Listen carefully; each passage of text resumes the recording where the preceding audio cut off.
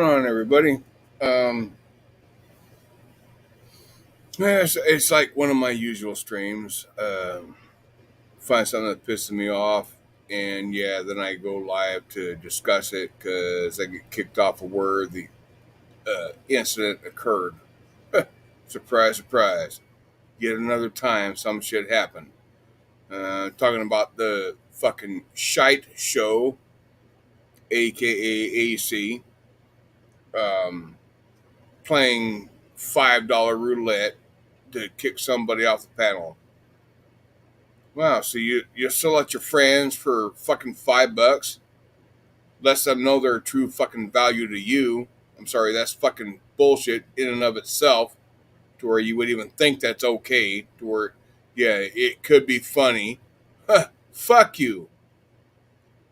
It says you'll sell out any of your friends for fucking $5. I guess they know their worth to you.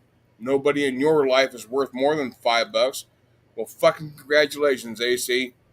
This is all you. This is all your choice. Your doing. Your conglomeration. If you don't value anybody over $5, you're a fucking retard. You are a complete fucking retard.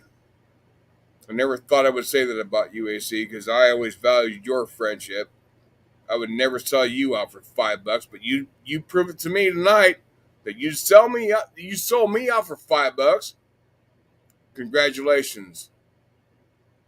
Congratulations. You actually find out who your friends are from time to time and how fucking low they will stoop and how much fucked up bullshit they will do for fucking money. You know, some people are totally driven by money and some people are excited and motivated by money. I'm not one of them. But congratulations, you found out who your friends are tonight, right? Yeah, you found that shit out, didn't you?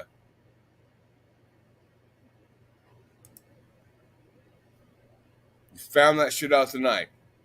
And you know what? Sorry to say, if that's what you really truly feel, I want nothing more to do with you. Absolutely nothing more to fucking do with you. I am not driven by money. Never have been, never will be.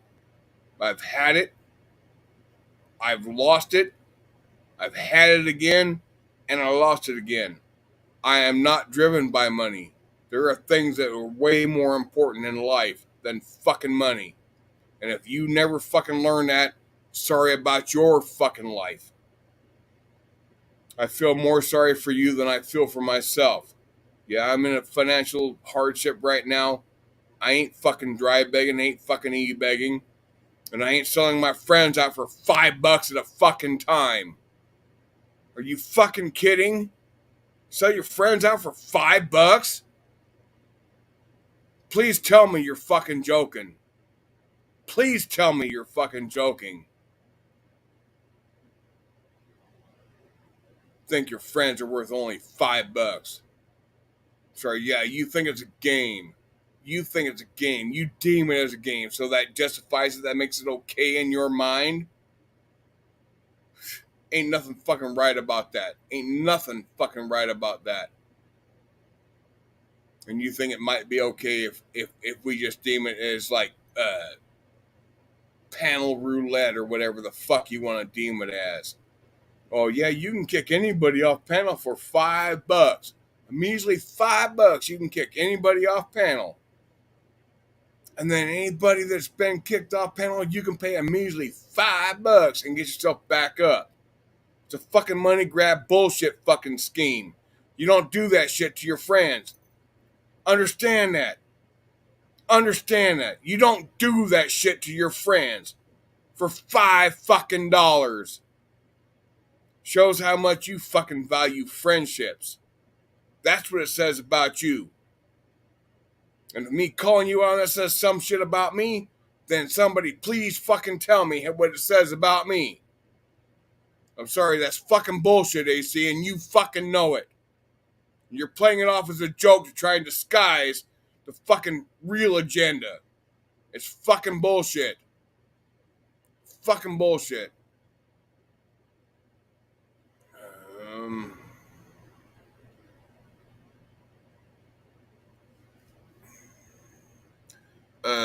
Punky, yeah, I'm working on that. This is a random startup screen. I got to get there to do it. Yeah. For those that don't know, yeah, pretty much every time I start a stream, it's like brand new the first time because I forget shit every time I go to sleep. Okay, so I need to come to my channel.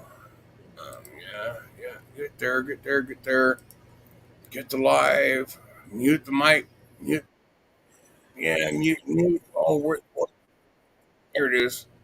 Mute that fucker so it don't fucking echo, and then come back over here and do that, and copy, and then come back over here, and then do this, paste, and post,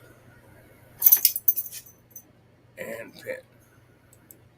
Yeah, and I've talked to other channel owners and tried my best to educate them on that, but sometimes, oh, who is this?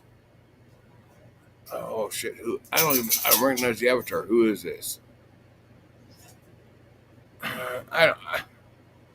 I'm looking at the avatar. I don't recognize the avatar, and the StreamYard or the YouTube verification is not coming through. So I do got to protect myself. So bear with me for a second, people. Put that up. Have you ever thought about charging by the word? We'd make you a millionaire. Fuck, if I knew how to fucking get paid for that, I would damn sure do it. So, DFK, I have a personal question for you. Why do you think Tonic is so interested in my love life? Same thing with El Sancho. I mean, you have Tonic, whose last two girlfriends accused him of sexual assault, and he's worried about the last time I've touched a woman. Because they don't have one. Well, that's true. I mean, Tonic hasn't touched a woman in years either. I mean, he sits there with his make-believe pen pal girlfriend. You can't say that. Say what? That he has not touched a woman in a couple of years. No, I mean, besides the sexual assault allegations, I'm talking about like actually willingly, a girl actually willingly want to touch him. Actually, since I see El Sancho in the chat, tune in tomorrow. I'll be playing the video where Sancho absolutely loses his ever-living mind, doxes my job in voice chat, doxes my parents' names, and doxes my parents' address because he was so butthurt. So I'll be playing that tomorrow. We just did get the video of the clip of that. So a little touch on that, just a little one.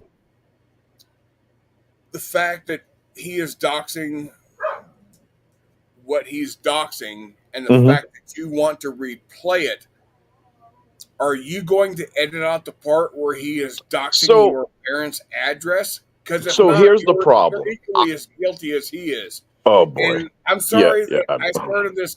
I'm sorry that I started this controversy between you and him. It's not a controversy. My start was who had the best voice. Yeah, no, it started before that. It started out when he became a punk ass bitch and filed a restraining or harassment order on Rebel. That's what it was. But so what I'm going to do is it's going to be okay. I was going to.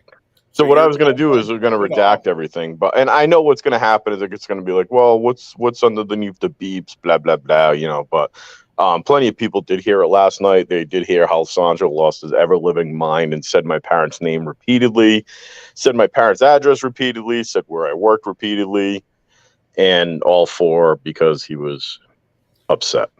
And he got, and remember, this is the same Sancho that says, keep families out of this. Doxing's bad. So what's up there? State the obvious. Says that, and I've said that. And as far as it goes, from what I understand, I'm the one that actually fucking held true to that. But yet I'm the bad guy when I bring that shit up. And I don't know why that is. You know. Well, I mean, it's just funny today because Of course, all of El Santo's friends says, nope, he never said that, But stay tuned tomorrow. We'll play the video. We'll get it all squared away. Right, and so I actually already played the video in my Discord today, and a bunch of us heard it, and they're like, yep, no, that's definitely Sanjo. Oh, don't forget to turn your clocks forward.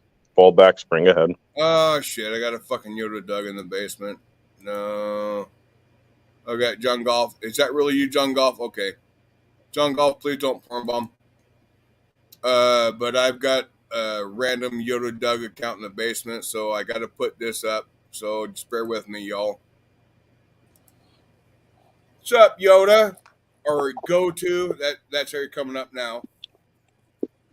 I'm Rada. Show me your tits, or I'm going to harass you.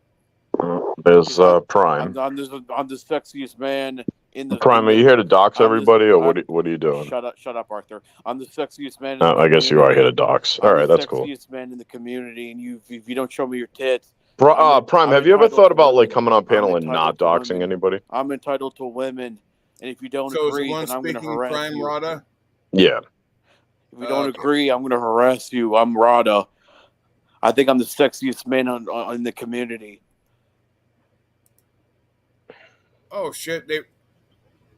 I'm not sure which one that was.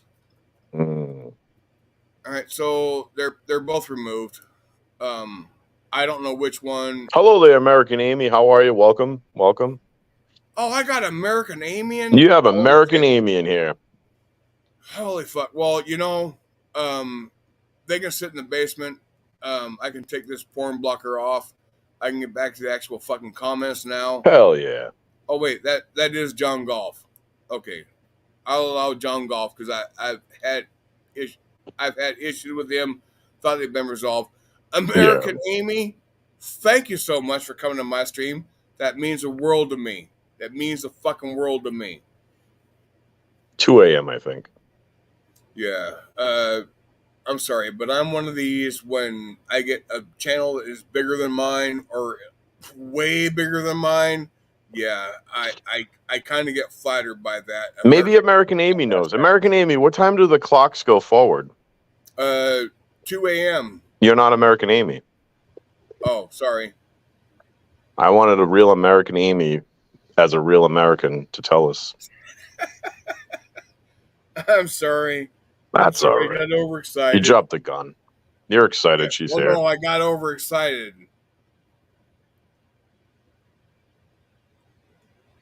Maybe we could get American Amy to come on panel and tell us what time the clocks go forward. Well, I think I got the link pinned. All right, Prime, calm down. Calm down, Prime. Calm down. Yeah, Prime, you're right. He should go get therapy. Is this the real Ruru? Oh, boy. Ruru, are you backstage? She's in chat. Try to use somebody that's not here if you're going to try to. Well, no, I'm just wondering if that's the real Ruru. Oh, in chat, yeah. If she was backstage, then I could get like a YouTube verification or whatever. And we see how well those work. Yeah. I mean, John Golf is probably coming up as, I don't know. Oh, KFC something or other. KFC? Hell yeah. Yeah, but the YouTube verifications shows it's actually him. Oh, good. John Golf, I have a question for you since you were using a soccer account with my name over at the shit show, you dickhead. Go ahead. What do you think Tonic is obsessed about my love life and dating life about? Like, what do you think that's all about? I think he's not obsessed with your love life, but no. I think when you make fun jokes about him, he's going to go back at you, you know? Yeah, but I got the upper hand because, like, I actually have, like, real women in my life where he has a pen pal that lives hundreds of miles away in Texas. Well, love is love, you know? Well, I mean, if you never met your love, then how? Well, isn't a long-distance relationship yeah. brought Tonic to the front lines to begin with in the community? He wants to hug me while I sleep. He moved how far across the country? John Golf, I would have taken that answer. Prior to the fucking hurricane? John Golf, I would have taken that. Would have been an acceptable answer that he wants to hug me while I sleep. Wait, Rue has a new channel? Oh, boy. Oh, boy. What's this? Rue's number 14th channel? Wait, Rue's got a new channel? And apparently somebody just said that. Is that true, Rue? If it is true, please post the link. I have no issues with reposting the link. 34th. Get the info out there. It's her official 34th channel. Congratulations. I don't know about that, Rada. No, it's more? I think someone else does that too sometimes. No, I'm only on my third. Okay. Well, I only on my second. I only hide mine. Well, you didn't have a choice, DFK. Rest in peace, your first channel. But I did it on purpose. Yeah, but I'm only on my second. I'm just saying. Hey, Ruru, do you remember when Sancho cried? Because I got to that's going to be coming up too on that video tomorrow when he called me a chomo in voice chat last night. Do you remember when he cried for weeks that you allegedly called him a chomo and you didn't? Welcome, American Amy. God, it's supposed to be talking, especially over top of somebody. I hope y'all are okay if I just highlight messages from you. I know that seems kind of harsh, and some people, oh fuck, Yoda Doug trying to come in. Wait, fall back sleep. So is it you lose so you lose an hour, American Amy? So how about you just come up really quick and we won't keep you long. Yeah, so Ruru, Sancho cried for how many weeks about being called a chomo? Well, I mean, not only by you, but News New England. Yet he was so triggered. I had him so triggered last night that he called me one. So I don't know how long I have to. Ruru, is that really you, or just like another sock account for fucking Yoda Doug? Because I'm getting fucking tired of these sock accounts for Yoda Doug. Oh my god! You just have to read somebody else. I'm getting fucking sick of them. You just have to read backstage and. Yo, what's up, Prime? DFK, you old decrepit fuck. Listen, I'm Ruru, the race baiter. Arthur sexually harassed me. Hey Yoda, you want to come in as your own account? Yeah, all right? That's not Yoda. That's Prime again. No. All you have to do is ban them, and he has to go back and make another account, and it makes it a little harder for him. All right, so not because for a long time. That's right. He cried and said I doxed him by showing an email with his name for 0.25 seconds on panel. Yet he was losing his ever living mind in Discord last night, telling everybody where I work, where my parents' names are, what my name is, and what my parents' addresses are. Wow, that's right, Ruru. But doxing's bad. Bad. Hippie. If you're going to get stuck in your car in a driveway, it's always best to be in your own driveway when that happens. Just saying. Why? Because that means you're at home. That's true. Have you done that before? Road somewhere. They're having terrible snowstorms there now. Yes, I did watch the videos, and happy hippie, I'm glad you're safe. John Golf, how many times have you ended up on the front lawn of somebody else's house? A few times.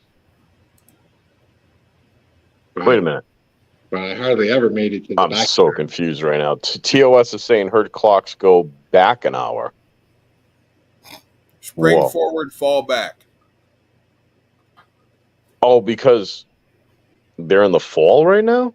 Is that why? Or they're going into the fall? Spring forward. Clocks move ahead an hour. Right, no, but she's in Australia. I like to see that shit in.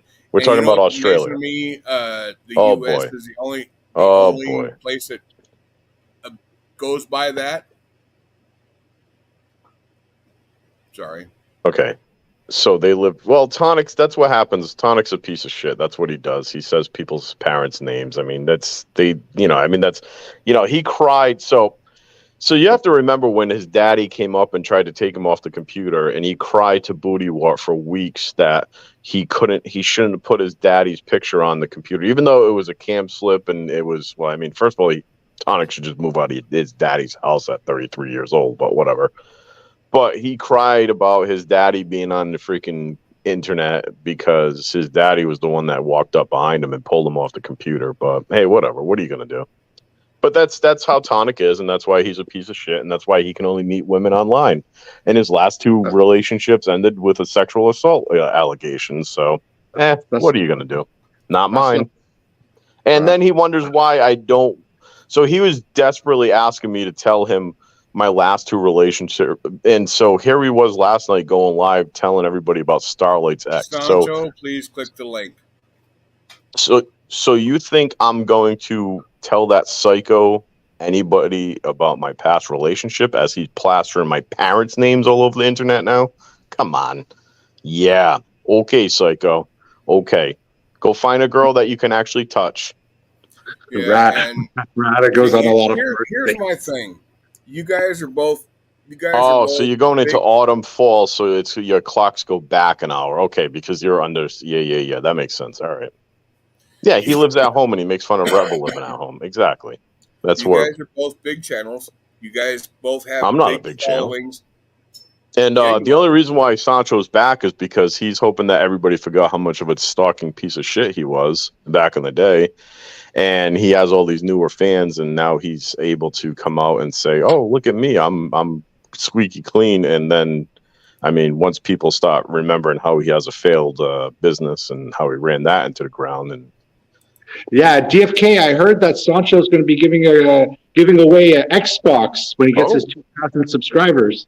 He'll just leave it at the doorstep. What are you going to give away? But see, I've been a fan of El Sancho for a very long time. Congratulations. We all have our faults. 2 fucking years back to the NNE days. And do you remember when NNE called him a Sancho? A lot of people talk shit about him. Yeah, but do you remember when NNE called him a chomo? So yeah, I'll give him that. God. Do you remember when NNE called him a chomo and he cried for at least 3, I don't know, maybe about 4 months straight? Yeah. I remember when NNE called him a chomo.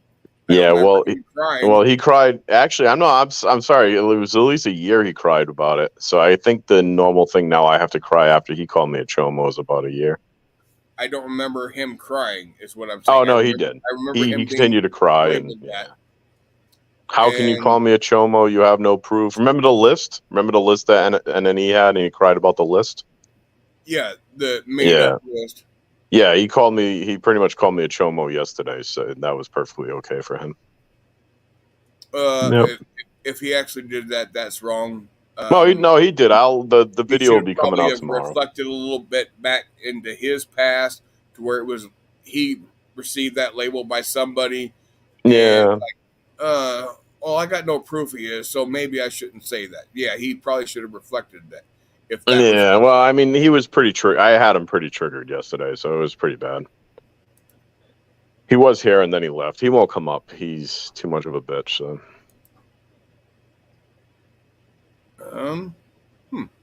Might be somebody. Oh, and also Tonic, going back to the whole, I did talk to Buck tonight. I know you were probably out on a hot date on a Saturday night. No, I'm just kidding. You were on a hot date. You were just sitting at home playing with your bud, playing Nintendo. But everybody, welcome Jack Star to the panel. Oh, Jesus Christ. I'm leaving.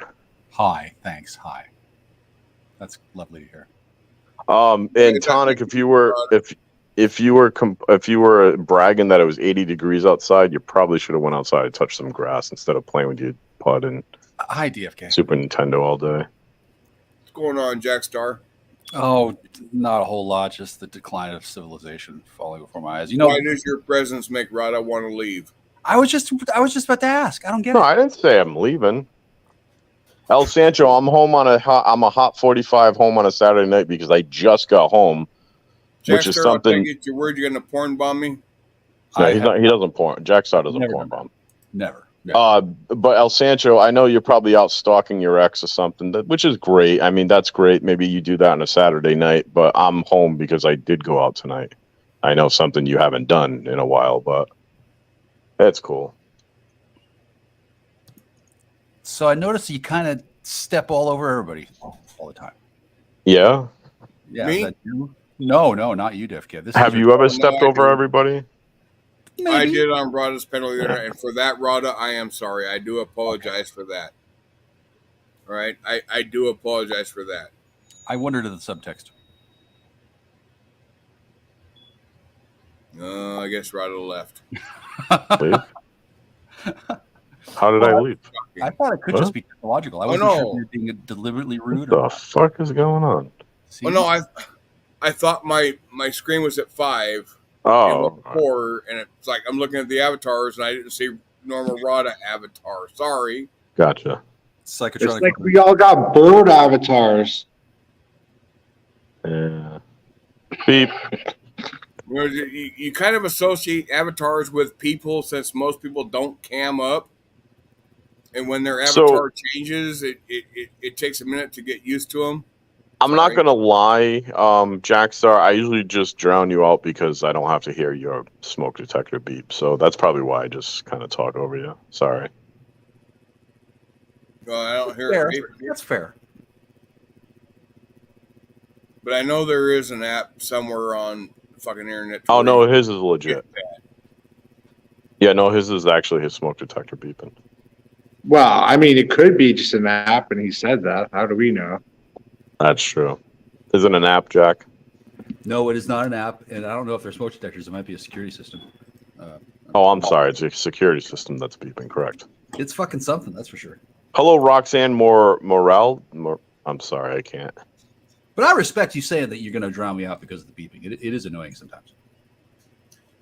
The panel is completely open to anybody. Right? Anybody. I just want to clarify that. It's completely open. If Sancho doesn't want to be bitch made and come up and not lose his mind and dox my parents and my address again, that'd be great. Hey. Wow. That's hey. I would love for El Sancho to come up. Yeah, he's bitch made. Because I firmly believe that this whole fucking thing between you and him started with me having I already said what it started with. He became a bitch and filed a restraining order or harassment order on Connie, which is the same Connie that he wanted me to go kick in his door to go hang out with him or some shit, and said I scared. And then I asked him if he gives me an address, I'll meet up with him. And then he cried to everybody, said I was trying to beat him up. So he's a little bitch. How do you spell Roxanne Moraldi? I apologize for butchering that. Can you hear me okay? All right, somebody help me. Anybody? Roxanne anybody? My audio. Oh God, nobody's gonna help me, I guess.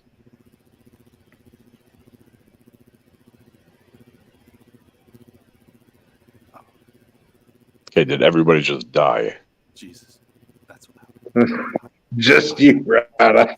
Oh God, did you just call me rebel? No, I did not. All right. Oh God, that beeping is. Fuck, you're right. So how long were you at the shit show before they figured out it wasn't me, John Golf? Oh man, Ozymandias is quick. Drama Dome is quick. Yeah, they're quick. They're pretty quick. They're quick. Yeah. So let's talk about this DFK. What's going on?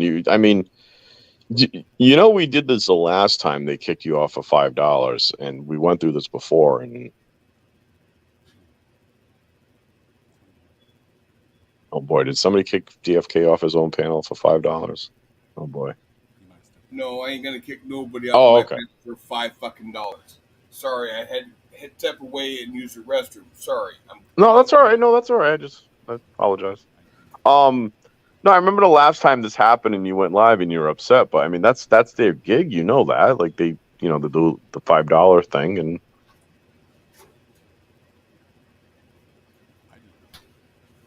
I mean, let's look at it this way. Tonic hasn't finished enough school to count to 5, so it's not him counting you and getting you off the panel. So that's one positive thing. Oh, come on now. You don't have to make money. You don't have to finish to make money. And stepped away. Well, I don't know about that. I mean, he's 33. He's still living at his dad. He's pretty much in the same boat as Connie right now. I wish I could. Now, hey, in all fairness, you got to realize he was a hurricane victim. Oh, that's right. He was a hurricane victim. That's right. God bless him. The first thing he bought was a Nintendo Switch. Hurricane survivor, so you got to give right. that to his credit. What color ribbon is that? Is there a ribbon we wear for that? I think it might be green. Green? All right. I'll put my green ribbon on. It was a natural. Yeah. Green for the money he doesn't have. Perfect. I like it. So Roxanne is still trying to talk to penis time? 9 p.m. penis? Penis? Peanut? I don't know. I can't. What? I don't know. It says 9 p.m. penis time? Penis? Pianus? Maybe you should Google that and see what time zone that's in. Yeah, that's... My guess is it's Argentina. 9 p.m. No, that would not be Argentina. It would not be anywhere close to there. It'd be a little 9 further. 9 p.m. would have to be somewhere in the very far east. I mean, it's like, shit, 22 hours from now, 21 hours, depending on our time zone in the U.S. So, no. It's got to be. What do you know, DFK? You're Pacific time zone. What? Oh, it's the, wait a minute. There's an Ecuador, but that's not right. No, okay, so Ecuador would be like central time in the States. Oh, wait. Well, that can't be right either. So it's what time there? Pin is France. That could be it. She said it's what time there? It was 9 p.m. She would have said 9 p.m. hours. Oh, so she's like 2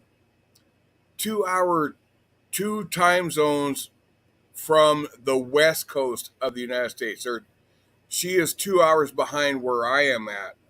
No, if she's in France, somewhere that's around 7 the Hawaiian hours Islands from or Polynesian DFK. Islands, I'm guessing. Oh my God. I'm sorry, that's where it's got to be.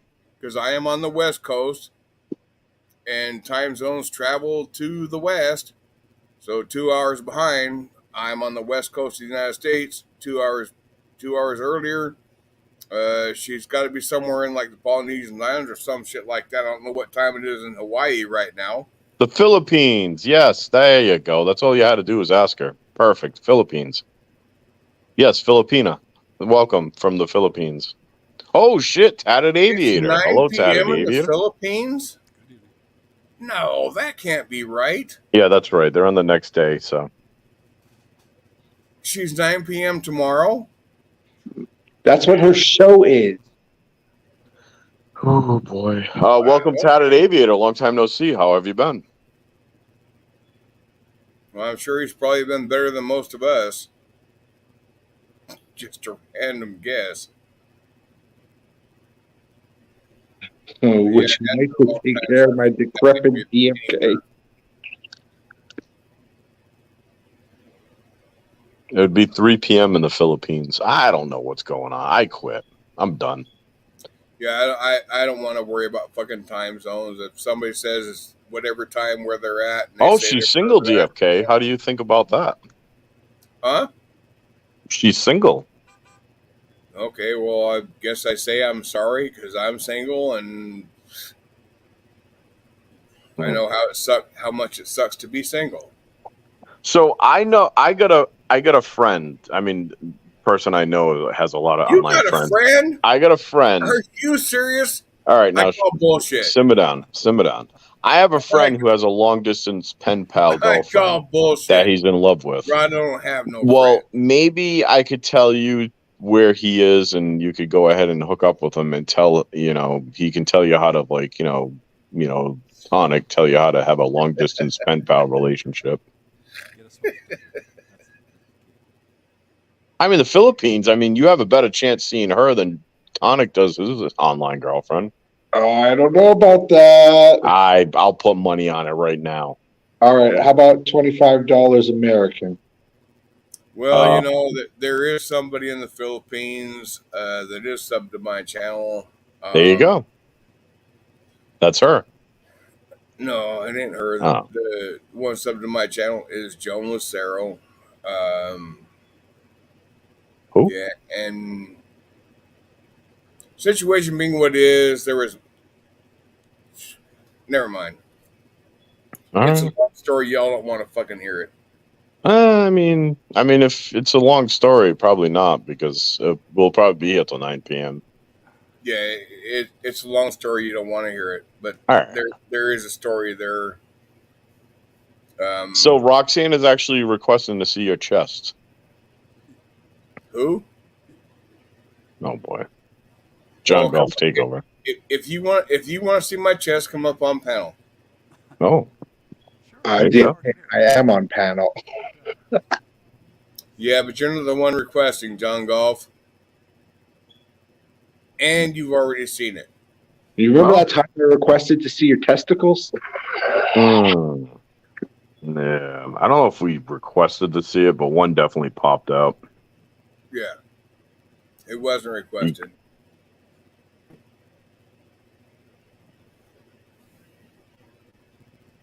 Oh, hold on. Who's the back? Oh, wow. Brian's very energetic tonight. So this is we have a great deal. Okay, so DFK.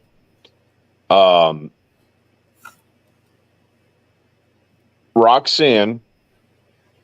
Nope. Okay, nope. We have the great. All right, this is even a better deal. Okay, so Roxanne, DFK said he will give, meaning Roxanne's father, 2 goats in exchange for a marriage. Now that's pretty much the going rate.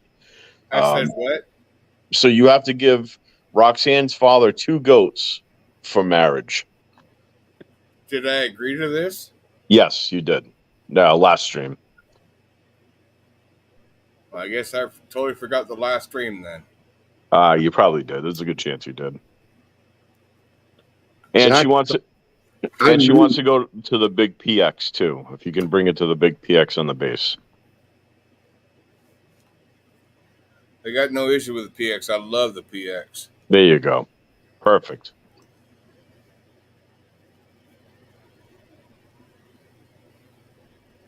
I think we have a deal. So how do we close this deal? You gotta buy some tickets to the Philippines. Oh yeah. Oh Jesus Christ! I'm gonna need help with that. Even your mom gave her a good, thorough and look through, and it says she's worth way more than just 2 goats. So you're getting a good deal. All right, so y'all gotta fucking make the PayPal donations and Cash App donations, because I cannot afford a trip to the Philippines. Have you tried driving there? Wait, have you even looked up how much it costs? My car doesn't do very well under the fucking Atlantic Ocean or the Pacific Ocean. It just, for some reason, it just doesn't cooperate. I'm sorry. That could be a problem. Okay. Yeah. What can we do, John Golf, to make this happen? I could do the trip if you can do a layover in Las Vegas for 2 days. Oh. Yeah, I could do that. A 2-day layover in my favoriteest place on the planet? Hell yeah. Hell yeah. And I'm going to need you to entertain some Chinese businessmen. Yes. No, I'm not very entertaining for Chinese businessmen. Oh, trust me, you're their type. So I just received a direct message, also known as DM, from Golden Eyes, and she's willing to put you up for the 2-day layover and hope that maybe it turn into a 1-day, because the Chinese businessmen will be able to get a room comped with the money they'll be spending at the casino. I just have to say no deal. Oh. Even with the potential opportunity to actually meet Golden Eyes, no deal. Well, that's the odd part. Golden Eyes is actually not going to be there. She's going to leave the key outside, and you just come and go as you please. Oh, then the deal's off. No question about it.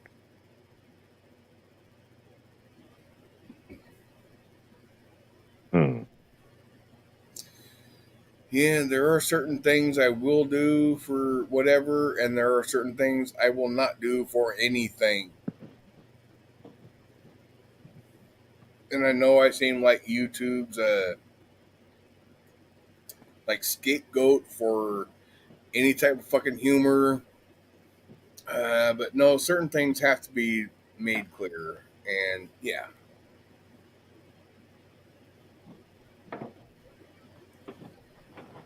How about raising money to get Prime a lobotomy? But some shit. No, it's got to be made clear. They try to give him a lobotomy, but his skull was too thick. He does have a thick skull. That's true. I wouldn't mind doing a lobotomy just for fun. I mean, you can't do any more damage to Prime, so I mean, there's that. Yeah, I'd probably sign up for that. So, because there's a lot of shit I'd like to forget. Your mom brings up a great point.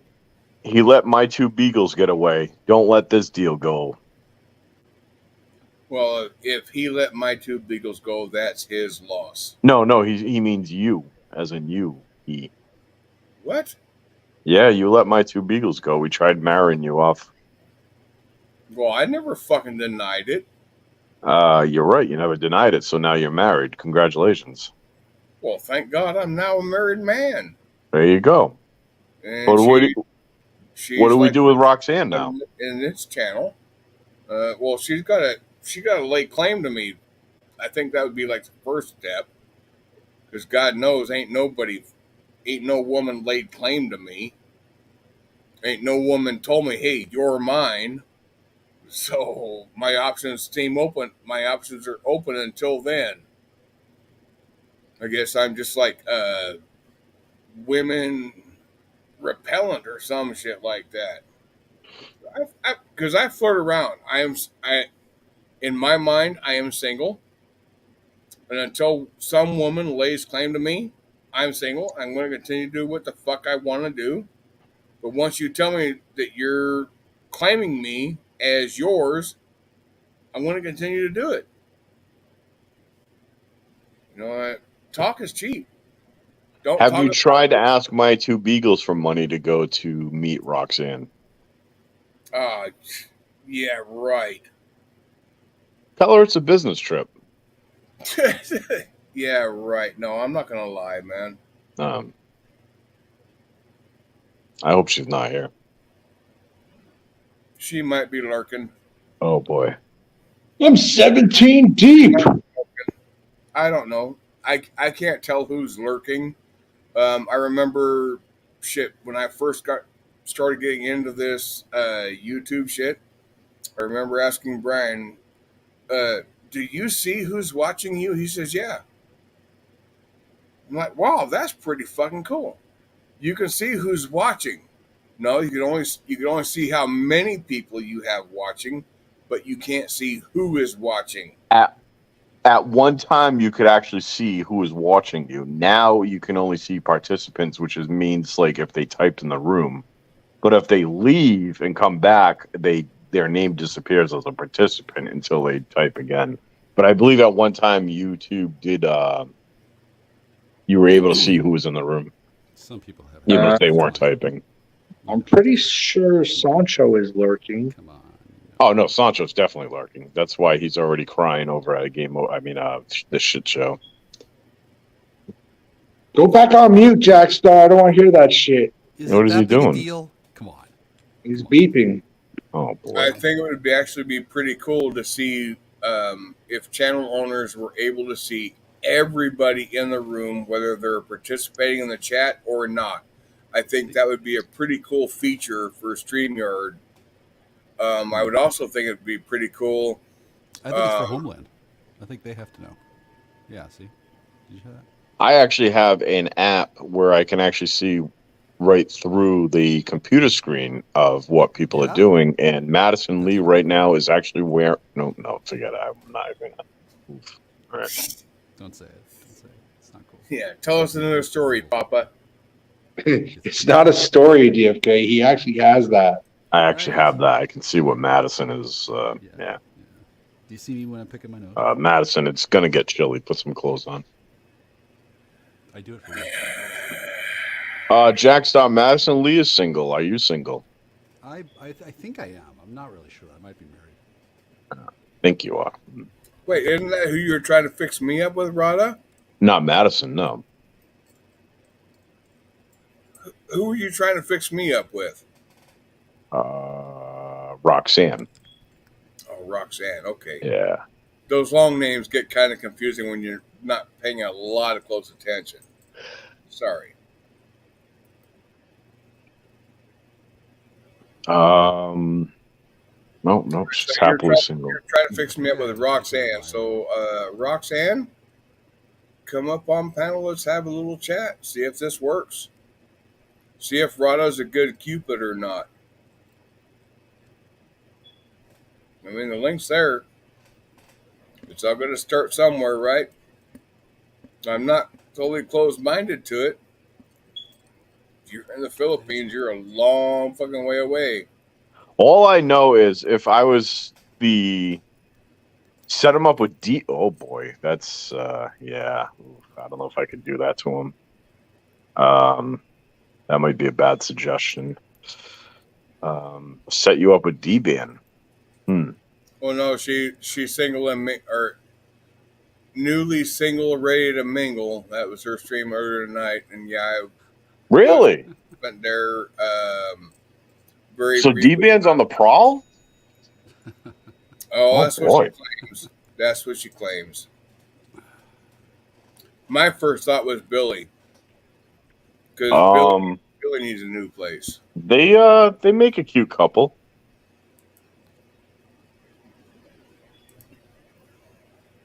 Hi, DFK. Hi. Hello, Yo, Cindy, what is up? Billy needs a new place. He's got to get somewhere out of his mom's house, and I'm thinking, well, that'd be a good match. Have you tried to offer Cindy's husband maybe 3 goats and 2 potbelly pigs to take Cindy away? No. No? All right. No. I don't care what the offer would be. No. Okay, can I ask Jackstar a question? Oh boy. Oh. Can you what? Can I ask Jackstar a question? I don't know why you would need my approval to ask the question. Because I didn't know if I could interrupt you. I wasn't talking. I guess it should be I should have asked Rod. That's okay. Jackstar, I was wondering, did you ever find your wife? Oh, great question. Since when? I mean, ever? I mean, I found her at least once, right? Yeah, I'll be right back. A couple of weeks ago, you was on Rogers talking about your wife. Well, that certainly could be true. I haven't thought of her lately. I haven't seen her for a while. Jackstar, why is your mic so low? I don't know. Let's see. Does that help? Let me see if I can adjust your audio a little bit. Is that better? Just bear with me a minute. I don't know why it's. Oh my God, Cindy, when are you going to do a show again? Like 33%. Yeah. Well, how about now? Am I good now? Yeah, I'm turning you up. You're at like 143, maybe a little bit more. Okay. Yeah, I'm trying to work with you. Okay. All right, I think we got it. There you go. I love you. I can hear you. Right on. Cindy Renee, it's great to see you. I like your jelly bean icons. That's cool. Okay, thank you. I just was wondering about your wife. Well, I was wondering too. If you see her, don't let her tell anyone that I contacted her directly. That would be a disaster. Oh, you found her? No. Cindy, they're going to find her under a bridge. If you find that's a terrible joke. I have not seen the woman since Christmas, 2 Christmases ago. Since 2021, I haven't seen this person. Haven't heard nor hide nor hair never. He probably and now you're making jokes about under a bridge, sir. That's crass. That's terrible. You killed her, and you know it. I did not. I swear to God, I've never killed anybody. I certainly haven't killed her. No, it's not been proven, so let's not sling those accusations because that's like murder charges and shit like that. We don't. I thought this was a freedom of speech. I'd prefer nothing get misconstrued. I don't know where the lady in question is. I've never killed anyone. I'm certain that I've never killed anybody. There's been no somnambulistic murder sprees. No, none. Last I saw, she ran off with the deputies. That's it. The deputy? I didn't know that. Well, I assume they were deputies. They were they were men. You know. Well, I'm glad she saved herself. Well, technically, I did tell her to leave the house. How would you know she saved herself? She's missing. She's not is she missing? He's missing her. I don't know if she's missing. I mean, just because I haven't seen her, that doesn't make her missing. She's missing from you. She might not be missing from other people. Well, sure, she might be sequestered. I don't know. There's a lot of reasons why she might be not talking to me.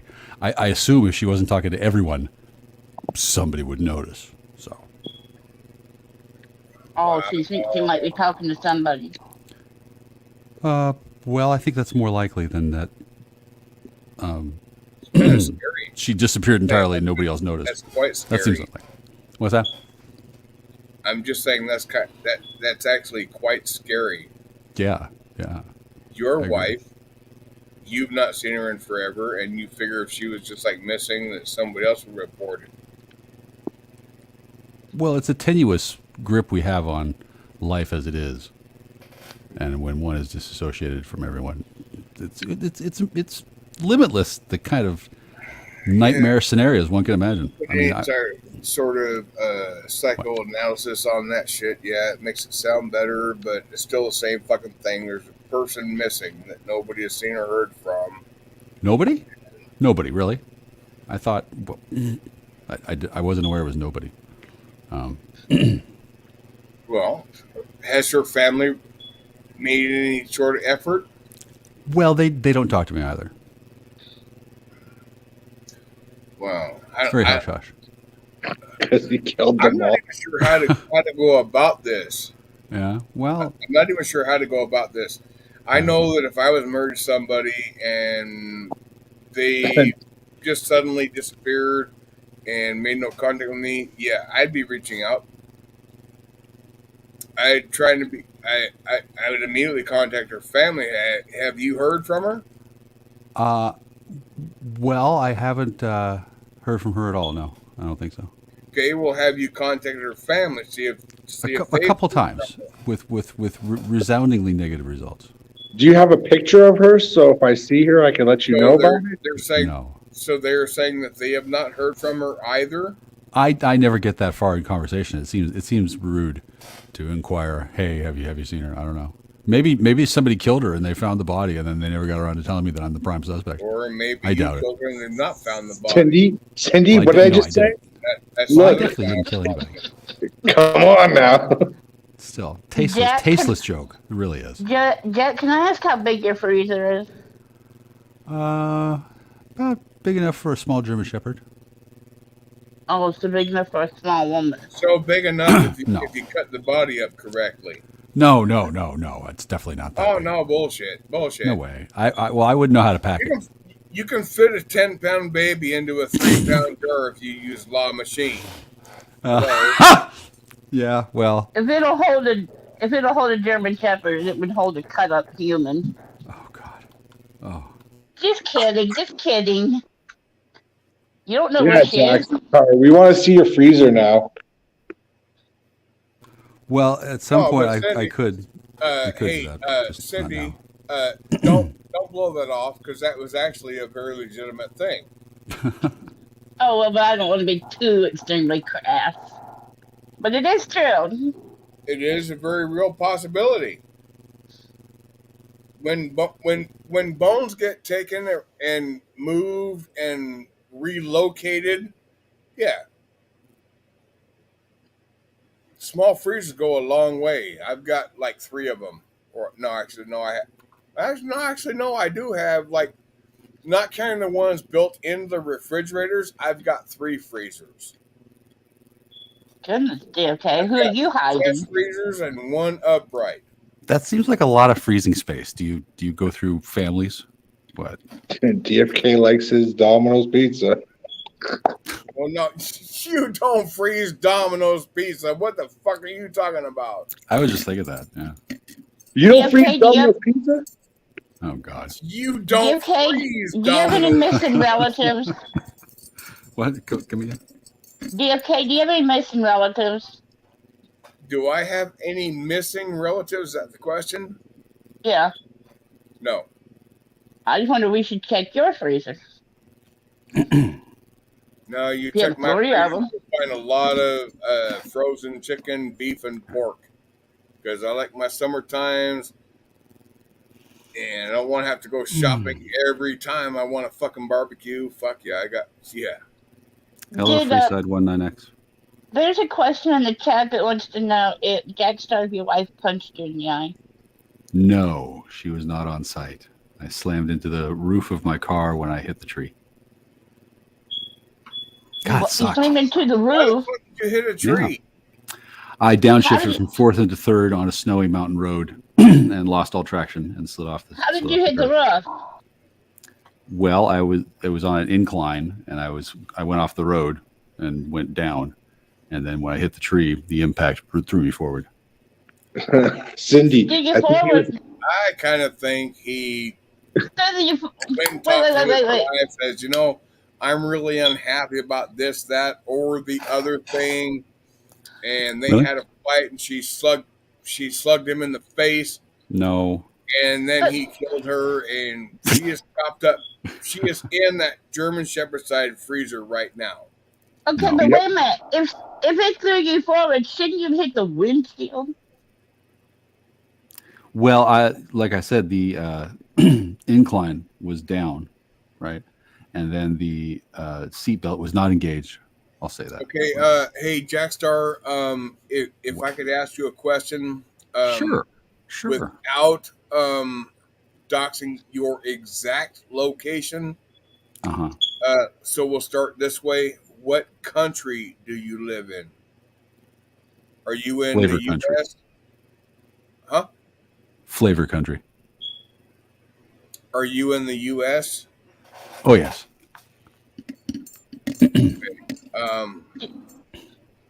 He's on the West Coast, DFK. I am. He's where? Area 52. He's on the West Coast. Yeah. Snowy mountain roads. You're talking more of the West Coast. Yeah. Well, no, Snowy Mountain Roads. They could be in Canada. True. Well, it was a freak snowstorm, and I miscalculated. I had never driven a manual transmission into those exact circumstances, and I didn't realize. I remembered later somebody had warned me not to do it. Now I know why. I lost all traction. Nothing. You live near Area 51. I've driven over icy bridges in a manual transmission, and oh fuck yeah, it is possible. But I'm just wondering, has your local law enforcement come talk to you at any point? Well, at any point. Well, not in regards to this Or instance. since your wife's disappearance, has any local law enforcement come talk to you? A couple times, yeah. So did they think she's missing? I don't know. How does missing Were they inquiring about your missing wife? No, don't think so. No. They just came to visit you for the hell of it to get some chicken dinner or what? Well, the only times I've had visits were when someone called and lied to dispatch. Other than that, they don't come. They lied. What do you mean? Well, actually, no. There was one time that somebody came and visited. A woman drove up to the house in a red car, and she was ranting and raving about some kind of incident happening. She said that she lived down the road, and that she wasn't going to put up with what was going on down there no more. And I did no conception what she was talking about. And I indicated. So as soon as chalks up to somebody just telling a random story that they've had way too much time on their hands with nothing to do. So this is a story that they've created. And it's something against you, Jackstar. Trust me, nothing at all. Thank you, sir. How are you? Are you good? To me, it just seems like you've got way too much time on your hands. And this is just something that you've thought about for a very, very excruciating amount of time about, to where you just like speak it like it's actual truth. That's how I'm going to choose to talk it up. Well, well, I don't get a chance to speak that often, frankly. Well, I don't know how often you get a chance to speak. Not often. Not often. Well, hey, you know what? I'm going to give you one. All right? Well, thank you. There you go. Was you married very long? I don't know. You don't know? Well, what the hell do you know? It was intended that I be murky on the details as a form of plausible deniability. I have boxes that wedding rings came in. I don't have wedding rings. I remember distinctly speaking about such matters with the person who was flesh and blood, is flesh and blood. It's got to be somewhere, right? I'm sure. I don't mind if these details continue to be hazy. I don't really need to know, right? Well, if you told us a little bit, look, there's how many people in this chat that they could possibly help. Well, I don't know. I don't know what kind of help could be on offer. I mean, clearly, unless the woman's trapped under something heavy, or being held hostage, or passed on, or really pissed off, one would presume that there's got to be a reason to hang back. All right, so apparently he is one that's coming up on panel to try and encourage individual self-thinking. This is just my understanding or my take on this. Wow. He's throwing out a situation, and he's trying to encourage people to think individually. Why? Because, my first thought is like, you killed your wife. What? You did something with your wife. Good Lord. You made her disappear. You had some culpability in her disappearance, but yet you're not reporting it. Why is that most likely? That beggars my mind. Well, I want to go a different direction. And honestly, don't take this rude, because have you ever been in a mental facility? I have, so that's what I'm asking you. I never have actually been in a mental facility. No. Well, maybe you should have. Public maybe school. You missed out. Perhaps it does sound like it could be a grand old time under the right kind of circumstances. Yeah, and see, I'm not indicating anything. I'm just putting this out there that that maybe you have way too much time on your hands. Fair question. Story you came up. Wait, DFK. Well, go into a mental facility. Sometimes it's just to you can just relax and talk to people. It doesn't mean that you're bouncing off the walls. Right. Well, actually, I went to a doctor's office where they specialize in psychology and psychiatry, and I waited in a lobby, and I Did you outsmart them like you're outsmarting us?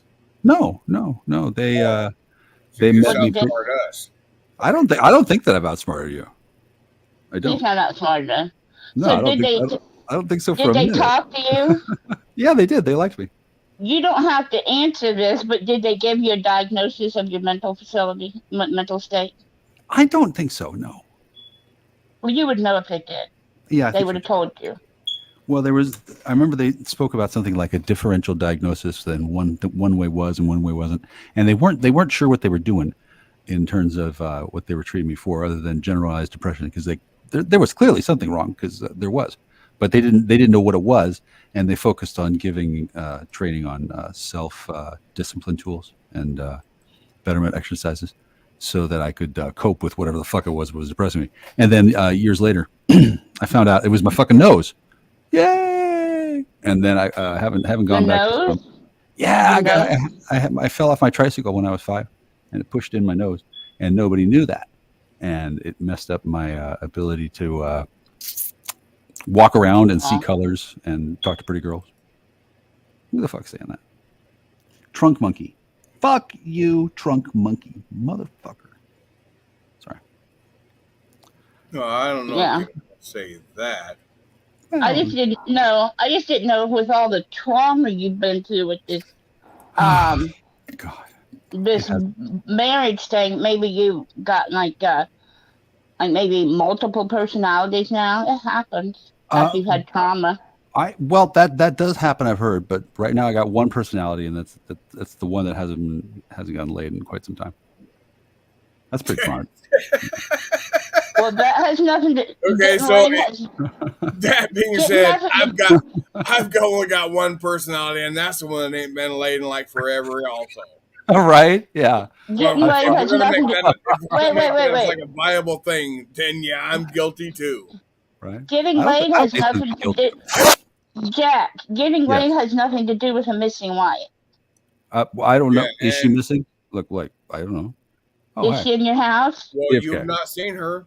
She's your wife. So if you've not seen her, she is definitely missing. Would you? Oh Jesus! She may have right from the get go. Would you agree with those statements? Not necessarily, no, because there could be exceptional cases. Because she could have divorced me. She probably would have told you, right? Why? Okay, sure, probably. You probably would have received some court papers indicating. If she hadn't, right? No, definitely not, because it definitely wasn't a. Why? Definitely, because there wasn't a legally registered marriage that I was participant to. Well, then she didn't divorce you. She just left your ass. Well, so it was a girlfriend that you overrated, and she just fucking up and left you, or a new acquaintance. I think that would be it. Would you be comfortable? Would you be comfortable in showing us her pictures? Awesome. Wait, would you be comfortable in showing us her pictures so that we can help you look? That's seriously cool. I'm sorry, Cindy. I'm mesmerized. Is DFK turning you on? Mesmerized by what? Just the ink. I mean, yeah. I don't look at male chests very often, but I don't see a tattoo like that. Come back to my question. That's pretty cool. Cindy, what is it? My question. What is it? Would you be willing to show us her picture so that we can start looking? No, I don't think so. Because there's some people even in foreign countries. So sure. You could have people right now willing to look all the way around the world. Look. It's been some well over a calendar year, and the people that I have talked to before they hung up the phone, or never answered my calls or anything, they didn't say anything about. And she's not even been reporting missing. Yeah, exactly. I think she's just wildly upset. Yeah, there we go. See, wildly upset. Wildly upset. Why would not anybody report her missing? Why? What? Come again? For a year, over a year. Yeah. 2 Why years would not anybody report her missing? Well, if she wasn't missing, then they wouldn't report that. Well, 2 years is a long time to be wildly upset. Do you miss her? Oh yeah. Is she missing from your life? Why would you not report that? Well, I don't think she should be here. This place is toxic. I think it's terrifying here. Why would you not report it? She's missing from your life. She shouldn't be right. Well, DFK. Why shouldn't she be with her husband? Well, maybe toxic. She is. I don't know. She could. You said it's toxic. Do you live in a toxic house? Yeah. There's black mold here. It's hideous. Hey. You mean non-colored males, bro? God dang. Maybe. So it's all non-colored, bro. Black and white is not a color. Technically. Go ahead. Speaking. Go ahead. Yeah, g'day, DFK. How's it going, mate? Don't mind me. I am wearing pants just in case anyone's stressed. It's just that I'm in tropical Queensland. We're getting towards the end of summer. And there's been massive thunderstorms, and the humidity is through the fucking roof. Cool. So hence I'm down to a pair of shorts. Lawler's Corner, I am so glad to see you here because I thought I had totally pissed off all of my Aussie constituents. One video that I did, I received a message on. Rogue Nightmare said, "I suck." Rogue says everyone. That was all it was. That's just you Rogue. Suck. Everyone. You suck. Yeah, no, but in Australia, that's how you say. I'm not sure what that was referring to, but I got worried that I lost my Aussie constituents. No, mate. You've got at least one of us left. But, you know, we're a tough breed, mate. And we're a bit nasty when we say hello. Like, you know, you walk up to a mate and you go, you're only afraid to speak your mind. And that's what I admire about the fucking Aussie. It's just like expected that you're going to walk up and insult someone because they're your mate. It's all in about, you know, it's about time, place, and manner. You know, the tone of voice. If I say it in an angry voice, then obviously it's not g'day, mate. It's you're an asshole. I want to tear your throat out. You know, but if I walk up to you and go, Jesus, you're an ugly bastard, it's not an insult. That's g'day, mate. At the time that came about was right at the end of the panel that you did, and I was on your panel. And I referred to you as I was drunk. I played the fifth. And I said, you just look like a fucking Jerry. Constitution. Fuck, I'm rooted. No, DFK, mate, honestly, I don't take offence at anything, man. I've been called everything. You know, and you know, I like a good debate. So, you know, I don't mind people insulting me because I can come up with nastier and longer and more sarcastic insults than them. Yeah, right. Amen. Bundy Rum. I'm still trying for the sponsorship. Bundaberg Rum. The drink. Sponsorship of what? It's Bundaberg Rum and Cola. The drink of pirates. Pirate Captain Law. You're trying for a sponsorship. What do you got to do to get that sponsorship? Well, I reckon I'll have to sleep with the fucking executive. To be honest, you say you have to get it exported to some other country or some shit. Oh, mate, it gets sold in your country, and I think it costs somewhere up near $100 for a 6-pack of the beautiful ambrosia of the gods, mate. The ambrosia of the gods. That leaves me out because Oh, mate, she's a wicked brew. Honestly, there's a saying. If you drink Bundy rum and you don't fight, you're a bloody coward. Because it does make some people fiery, but that's about the sugar content. Tequila makes me mean, and I've learned to leave that shit the fuck alone. Oh, mate, tequila, I remember being drunk. I do not touch tequila. I don't touch it. I never will touch it again.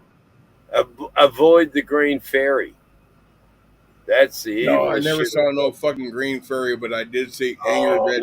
I'm trying to think of a proper name for it. No, I won't but touch it. It's a green drink, and you don't want to drink it. It's nasty. It's called the green fairy or the green poison, and it's just the most disgusting drink in the world. But if you're drunk and you drink it, especially it's the most disgusting drink in the world. That is a big encouragement for me to drink the fucker, right? Oh no, man! I got blind on it one night. I drank Am I the one that clued into that? Yeah. It's the most disgusting drink in the world. Everybody drink it. Yeah. It's a disgusting one, but go ahead. Oh no, seriously, you get so motherless fucking drunk that you end up hurting yourself. Big burly Texas and Southern. Well, my dick fit. Only if it's a little one, sweetie. I got something for you to try. Go ahead and try this. It's gonna make trying you to think of the proper name of it. Yeah, go ahead and try it. And yeah, that'd probably work. That would probably work. It's not helping, DFK. I'm old. I'm demented. Let me my memories try and work. But I'll tell you, it's the evilest shit in the world. Evidently, I ended up crossing a street at 3 o'clock in the morning with both legs in one trouser leg. And doing the short shoe shuffle across the road with me bum exposed. And some old lady across the street saw me and rang the police. Thank God she did.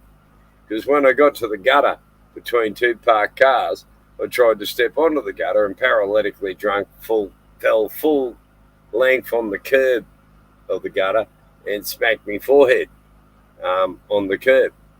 Don't remember a thing about it, and thank God I don't. But evidently, when the police arrived, your head on the curb, and you remember that. Oh, no, I don't remember it at all. No, the last thing I remember is saying thank you to this sweet 24-year-old girl, and I think I was 50 at the time. So I was feeling cock a hoop, but I didn't realise that in my drunken state that I had slipped both legs into one trouser leg.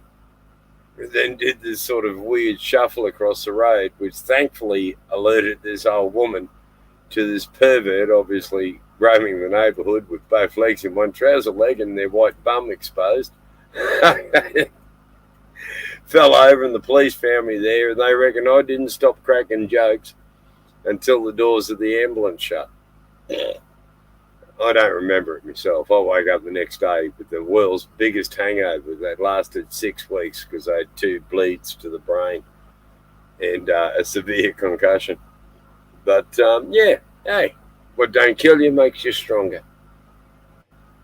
Well, maybe it makes you weaker for the next time it happens. Well, the next time I reckon the old forehead might just cave in and go, fuck you, Jack. You won't get through the second one. Oh no, now I live on a boat, so if I fall overboard, it's going to be a soft landing, but a quick drowning.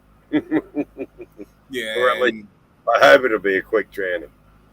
I had been randomly stopping, or not actually stopping the panel, but just randomly giving shout outs to the chat, make sure everybody gets acknowledged. Oh yeah, of course. Like Aussie Manda. G'day, Aussie. Long time no talk. I wanna pause Trunk for just 1 minute. Okay. Yep. I want to give a verbal shout out. To Peachy Rider. Always good to see Peachy Rider. My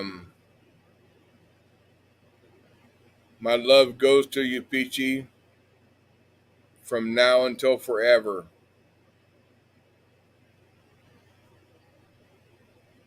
Sorry for what you're going through, but my heart is with you. Understand that. You got my number. Anytime you need to call, please feel free. No restraints, no constraints, no nothing. You need someone to talk to when no one's around and you feel like you're alone. Trust me, you are not alone. You got my number. All right, so anyway, back to the show, people. G'day, Toss and Aussie and Peachy and everyone else in chat. And AC and Tonic. Tonic's in there. God dang it, that man's got balls. Even though you ain't made your presence known, I'm sure you're lurking. I am sure you are here. You've not made your presence known, but I know you're lurking because you want to see what's being said about you. DFK, you've been on it. Compulsive disorder will not allow you to not be here. DFK, you have the one and only Crazy Dingo in your chat, bro. You've reached the pinnacle of YouTube. I love Crazy Dingo. He's a good man, eh?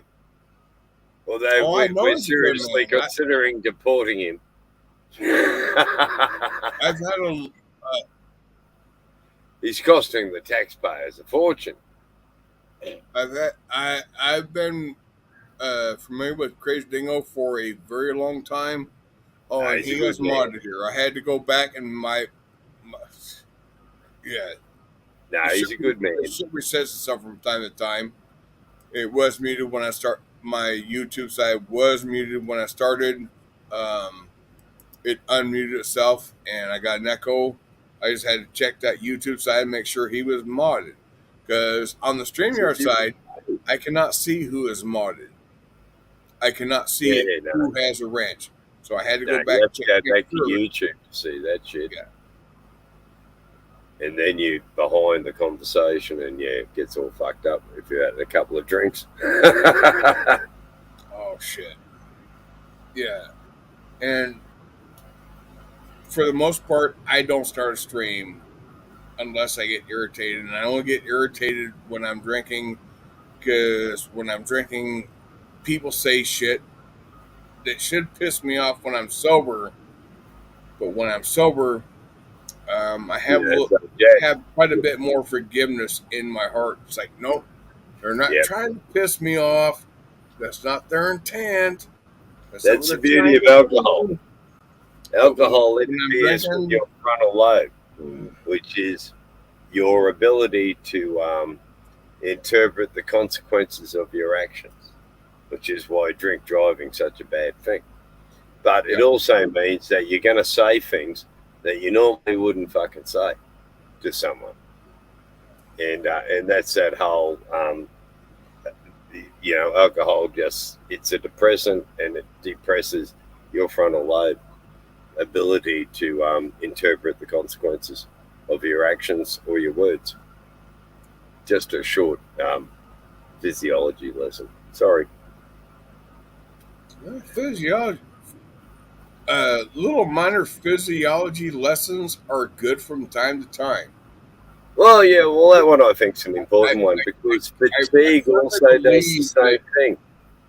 All right, I'll stop. When you get cranky when you're tired, it's not that you're cranky, it's just that, once again, your ability to interpret the consequences of what you say or do are just not there, and it's like the brakes are off and the trains are running. You know what I'm saying?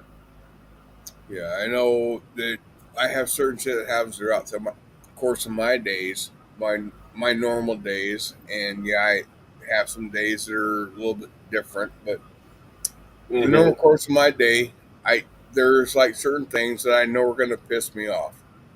Oh, yeah. And then there's triggers. Time, something different, a little bit different happens. I'll just block my camera for a moment or two. Still listening. Sorry, you there? But there are certain times, certain things on certain days will piss me off that would not piss me off on other days. It just sort of happens. It's basically just like life kicking you in the nuts. Yeah. Good analogy. Yeah, but I mean, it basically still boils down to the same thing, that when you get tired and cranky, one, your blood sugar is low, which makes you an irritable asshole, and you want to rip the head off the nearest human that breathed. Why, you breathed, I must kill you.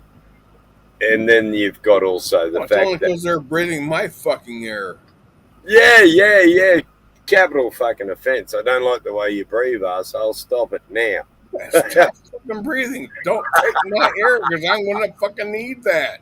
Stop. Yeah. At some point, real people need air. Stop breathing, asswad. Yeah, no, I've suffered the same thing myself. There's occasions where, people are breathing and I look at them thinking, really? It's normal. And it's got to do with, once again, suppression of their frontal lobe and their ability to think through the consequences of actions and words, added with the extra touch of a low blood sugar level, which basically makes you hypo. And, that's where it takes 8 coppers to tackle you to the ground because you're trying to punch out a telephone pole. Human physiology is an amazing thing. Like, I used to drink rum. Well, I still drink rum. But I used to be a lunatic and want to take on the biggest bloke in the bar and get my ass handed to me on a regular basis. And I remember listening on rum, like, at the age of 16. Yeah. Just now, so we're talking 4 decades later. I have not touched rum since that one particular day 40 years ago. Hello? Yeah. I'm hearing you. Why are you so fucking slow to learn? Well, no. What I learned was it's all about your sugar levels. That's true.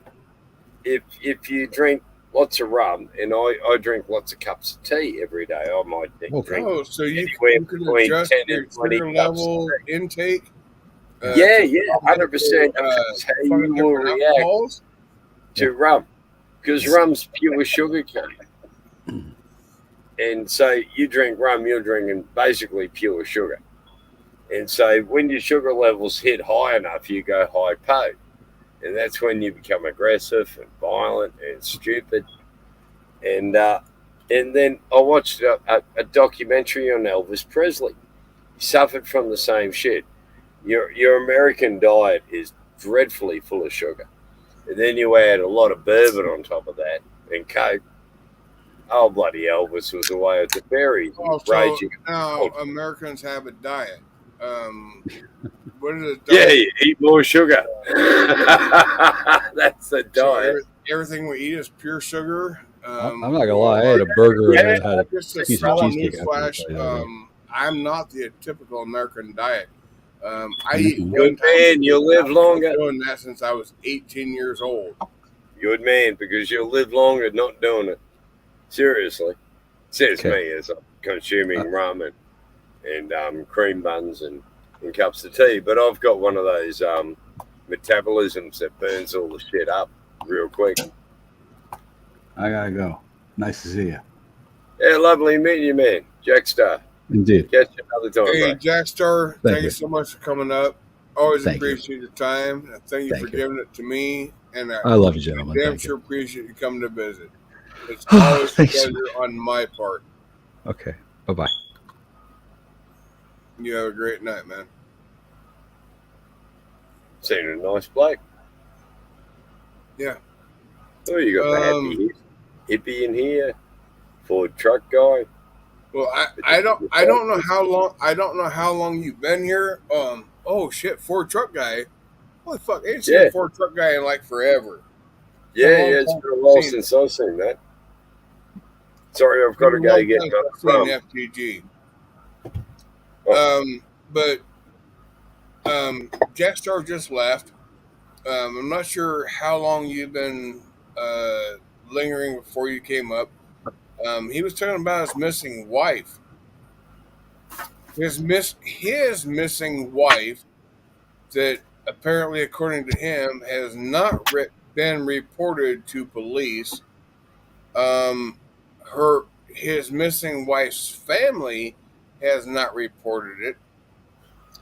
So I'm not sure exactly how pleasant it was, because I'm sorry, if my wife was missing, I'd report it. 100%. And if your daughter was missing, like any parent, you would immediately report it. And so the police having no record of any missing person report from the parents would indicate to me that she probably doesn't want to be found by this guy. You see, I'm not trying to make any unfounded accusation and shit. I'm not making an accusation. I'm saying just on I can't remember the word, the prima facie. I don't want to prematurely say that he killed and buried his wife. I don't want to say that. Because no, I'm not going down that path. Jesus, no, I'm just saying maybe that would be a false accusation, unfounded. Oh, totally. But as a married man, if your wife is missing, who would be like? Oh, she should have done the bloody dishes. Then she wouldn't be missing, would she? Oh, sorry, did I say that aloud? Oh, shit. But who would be the first one to report her missing? The husband. Who would be in direct contact on a daily basis with the woman to know when she first comes up missing? Reside. Well, man, honestly, my ex went missing, and I waited about an hour before I was calling the police and initiating a search for her. Regrettably, I also initiated. Well, in Australia, where everything. Whether I paid to do something, Everybody fucking throws you there. Yeah. Strangely enough, they think I am weird, but nah. But, you know, I mean, you don't want to tell the police the truth, do you? It's just built into most of us. And you just got to tell little lies. But, you know, when it comes to missing people, you don't want to tell any little lies. Nope. And, otherwise... Little lies blow up when they get discovered as being lies, isn't it? Oh, yeah. A little lie turns into a big motherfucking lie, and that's a plea. That's, you know, obvious evidence of your guilt. Yeah. Yeah, that's why the best advice I give anyone, if the police ask you questions, and this is in the words of a Queen's Counsel in the courts of law, the inns, and the title of his lecture is "Shut the fuck up." Exactly. Do not answer any fucking questions. Cop pulls you over the side of the road, and they say, "Do you know why we pulled you over?" No. Boom. No. And then shut the fuck up. And then, well, they're gonna probe. It's just their fucking job. It's just their nature. Hey, what they can do, they go up to the next level and they say, license, rego, and insurance. I'm going to adhere to my Fifth Amendment right. I'm not going to answer any questions without a lawyer present. Yep. But here we don't have to reduce anything because would you submit to field sobriety tests? You are not required to do field sobriety tests. Hello. No, but here in Australia, you are required to have a breathalyzer. Well, and they can randomly stop you. Same way in America. Down the road doing nothing. But and next one, red and blues come on, you pull over, and they say, random license and breathalyzer test. And you must hand them your driver's license, and you must blow into the bag. Well, the machine nowadays.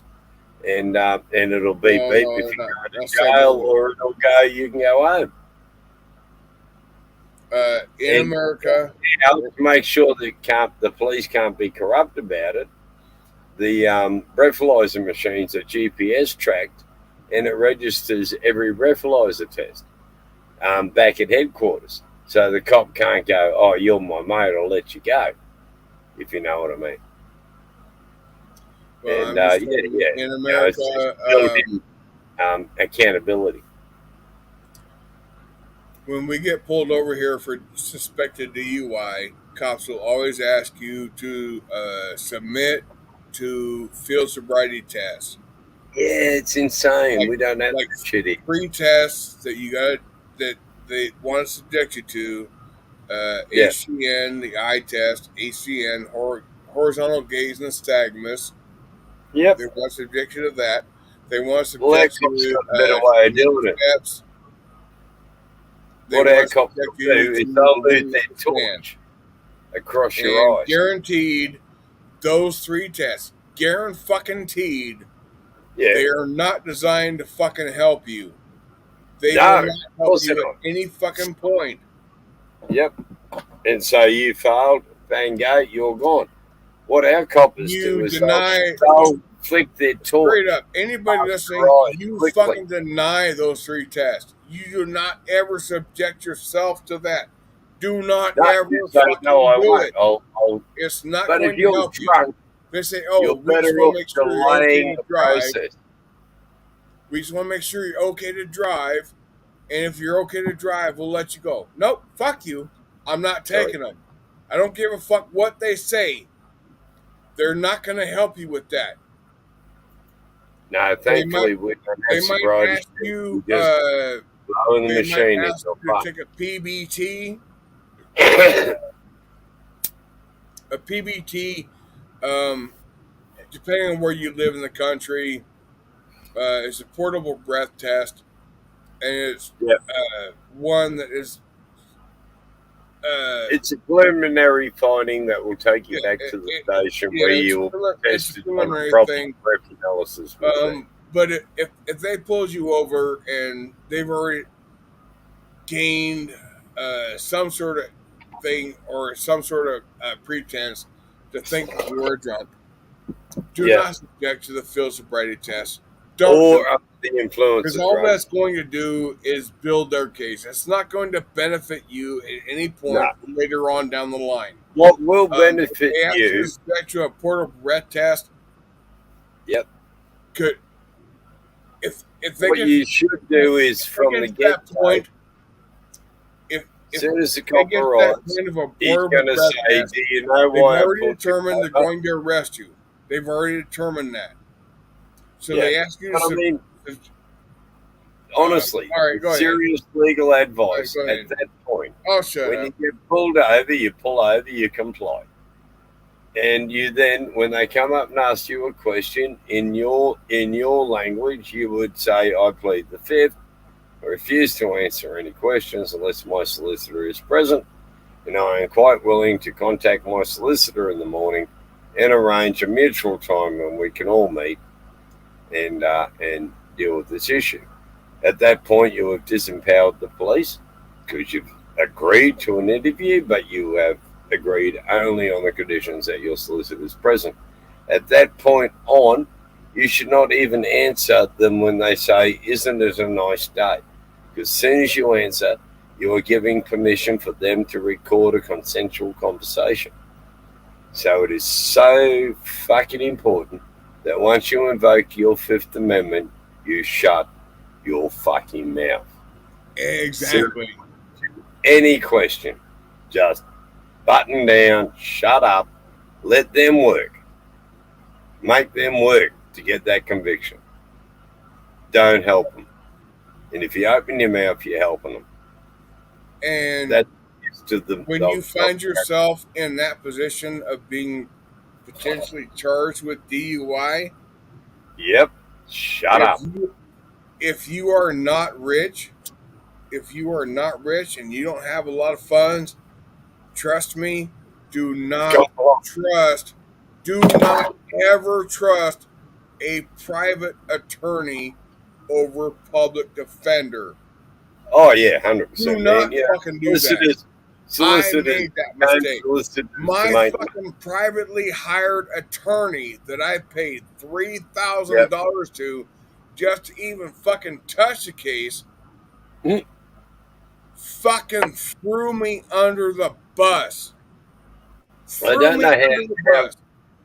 Now, see, I don't know how your American system works, but here in Australia, right, so the day after you get done for driving. Lawler, stop. Sorry.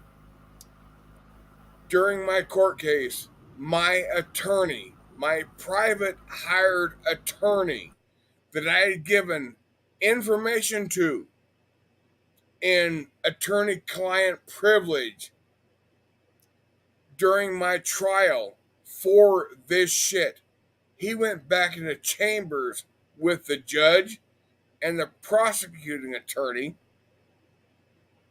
and came back out, and the offer was modified. Well, why? Why was it modified? Because he gave them information that they were not privy to. All right. Sorry, Lawler. No, you're right, but the problem is that as an officer of the court, they're required to be honest in their replies to a judge. And it becomes... Yeah, but they don't have to share... It's what you would call an ethical gray area. It's not obligated to share attorney-client privilege. Yeah, but, client privilege is extinguished if the... No, it's not extinguished. Client privilege is extinguished if the solicitor knows you actually committed the crime. That's why a solicitor will tell you right at the lawyer will tell you right at the start, don't tell me if you're guilty. Tell me you're innocent and I will fight for you. It is absolutely 100% fucking sacrosanct. It is, because you are just like us. You're a common law country. Everyone's entitled to trial, and everyone's entitled to, fair treatment in a court of law and to receive a fair trial, and judgment by 12 lawyer ever again. Yeah, no, I mean, the American Constitution doesn't actually give... And I love seeing these cases where unlawful searches or illegal searches get prosecuted and a judge fucking lays it down there. I love that. I love that. But you did not have. All it simply is to do what common you law. did, and so everything you found is no longer valid. And it's if we take all this shit out, you have no case. You have no case. See, I was convicted on hold on, stop. I was convicted for a DUI where they had no blood, no breath, no urine, no field sobriety tests. I got convicted on that because my privately hired attorney sold me out. How? There was no physical evidence to convict me, but my attorney sold me out. How was there no physical? I got convicted for a DUI. You did no sobriety test. Evidence. Sorry? No evidence. None. Absolutely fucking none. How? So you tell me how the legal system is. Oh, I'm curious as to how they did not present a breath analysis certificate saying that your blood alcohol content was over 0.05 or whatever it is in America. I got convicted because my privately hired attorney told me I should take the deal. Sorry? I said, you made a deal. Sorry? Go ahead. Huh? Go ahead. I think we talked over each other a bit there. But no, what I'm saying is, so all right, they've made the assumption you're under the influence, so they have to prove it. And that normally, well, here in Australia, that would require a certificate and a readout from a proper breathalyzed breath analysis machine at the police station, or a blood sample, or both. See, here in Australia, if you get pulled up and you pass the breathalyzer and you're obviously under the influence of something, they will then take you to a hospital and do a blood analysis. And they're going to catch you. If you're dirty, you've been taking meth or, doing stupid things, you're going to get pinged. And that's fair. I don't want some meth head driving down the highway at me at 60 mile an hour and smacking into the front of my car or truck. I like to survive my trips. And if they got a bus idiots from driving under the influence, best on them. I mean, I get pulled up. I'm a professional truck driver. I drive up and down the eastern seaboard of this company. I get breathalyzed, drug tested more times than you can poke a dinner at. And I'm happy as a pig and shit they're out there doing it. Yeah, and I'll be honest about everything I got going on with me. March 20th of 2020. March 20th of 2020. I got pulled over for a suspected DUI. Shit. You felt the sobriety test? Early in the evening of March 20 of 2020, I was sitting at home. I got a phone call from a family member. What are you doing? So I'm sitting here. I went and drove 30 miles away. Ooch. And I went and partied quite a bit. Family members. As you do. Yep. And I left there, stopped at a local gas station in the place that I was at. Mm-hmm. Got more beer to come home with. Right up, stop afterwards. Saw some random fucking dude. Oh my God. Say, what are you doing? Oh, I'm homeless. Oh, fuck. So I tried to help out. That's always a mistake. Just my fucking nature. Yeah, no, but no good. Where I was at, he got himself a fucking soda. He got back in the car and we were driving home, and he wanted to stop somewhere else just before fucking home. No shit. Just before fucking home. So, yep. Okay, did that. Get out of the car. There is a cop in the fucking store. There is a cop in the fucking store. Yep. I've been drinking. I admit that. I've been drinking. Yep. Yeah, fuck. I knew the shit was on right then. Oh yeah. Come down the road, look in the rear view mirror just before I turn the last corner to my house. Oh, I see red and blue lights racing up behind me. Oh yeah. They're gonna ping you like there's no tomorrow. But you gotta admit, the cop had sort of given you a warning. Yeah? And then you drove home. And he's already got on. When all shit came said and done, when all the shit came said and done, the cops violated my rights. In what way? Hired a private you were attorney. drunk, but you're not. He was able to get the fucking video footage that the cops had of that encounter. My attorney, my what I thought was my attorney, told me, "Well, we saw." I see that your attorney is limited by the rules. And once this criminal case is done, I want to refer this to a civil attorney. Guess what? Yeah, you never got your fucking happened. Supposedly, my private hired attorney was a former DA.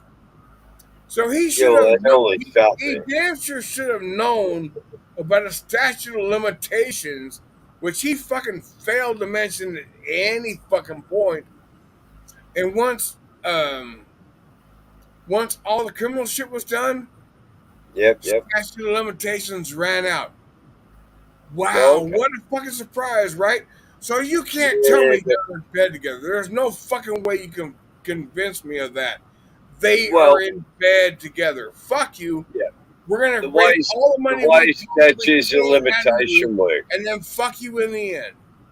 Yeah, of course. Because the way statutes of limitation work, all right? So here in Australia, the only laws that have statute of limitation are traffic laws. So they have 1 year and 1 day in which to issue a summons stating that you have broken the law. Once they've issued that summons, then another year clicks on before the statute of limitations kicks in. So you've got 2 years now. You see what I'm saying? It's a system. That's what I was trained at uni in, is how systems work and to identify systems. So what they do is they get to 360 days, and then they then issue another summons, and that prolongs it for another 365 days. And then once again, at the end of the third year, they reissue it, and therefore it still defeats your statute of limitations. That's how it works here. I'm sure it works basically the same in America. Yeah, there's a lot of things I have learned since my last arrest and conviction on something that I was probably not guilty of because they had no fucking evidence whatsoever. Well, there's a lot of shit that I learned from that.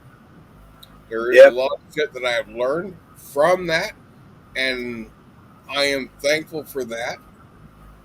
The scariest thing I learned was when I started to do my legal studies, and my very first paper that I had to submit, I wrote, there is no such thing as justice. There is just the law. And I got a high distinction because I was spot on. If you think the law is about justice, you're deluded. It's about the law. It's a backward-looking, self-contained system of logic. And it has absolutely nothing to do with justice. Oh, no. It's all about the law. Not from government officials that... Well, no, from the law. The state. Us from the laws. No, absolutely. Yeah, but I mean, your rights only exist because the government allows your rights to exist. Honestly. Oh, that's what they think. It's the way the system works. The state has sovereignty over everything within a because they're not responsible for any of their actions. Geographical area. The epitome of a sovereign citizen. Oh, I'm a sovereign citizen. You can't fucking sue me. Hello? Oh no, you can sue the government. Anybody as far as police work goes, or at least in this climate, does that ring any sort of bell? No, seriously. What I understand is the way nation states work is to have separation of power because we live under the Westminster system of government. And, so you have the separation of power, the executive, the judiciary, etc. And, but reality says that the defining aim of any government department is the perpetuation of the state. You cannot fracture the state. If you fracture the state, you fracture the law. Judges cannot fracture the law. So even if common sense dictates that they should say, no, this is wrong, they are bound by the previous decisions of judges for the last, since time immemorial, which is about 1412 or somewhere. And they're bound by the judgments of the high courts back to the present day. It's a backward-looking system of logic, and it's not allowed to look outside itself. Like look at society and look, are the laws out of date with the modern culture and the modern society? The law doesn't have that privilege because it is restricted to looking backwards and with blinkers on. It's it's a unique system, but it has nothing at all to do with justice. Well, I will be the first to admit I don't understand a lot of what you're saying. 100% understand that too, man. But honestly, the basic concept you got to take. Everybody watching in chat, I'm pretty sure the law has nothing to do with justice. They agree with me. Don't really understand like 98% of what you're saying. Yeah, 100%, man. But honestly, at the end of the day, it just boils down to that the law has nothing to do with justice. It's all about the law. So even though common sense says you were not a perpetrator, if you can be legally established that you are a perpetrator within the definition of the act, you're fucked. You're gone. You're done. I gotta pee. Yep. Oh, you're right. I'll be listening.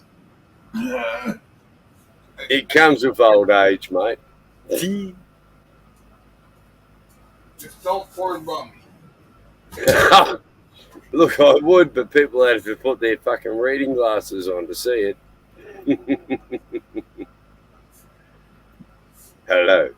I am now porn bombing DFK'S channel. Oh no, this should be in the background. I just wet my leg fucking rushing back from the toilet.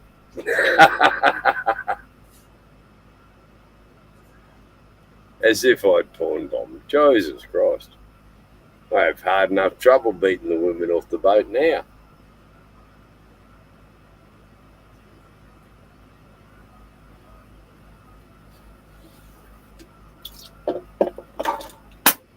God dang it.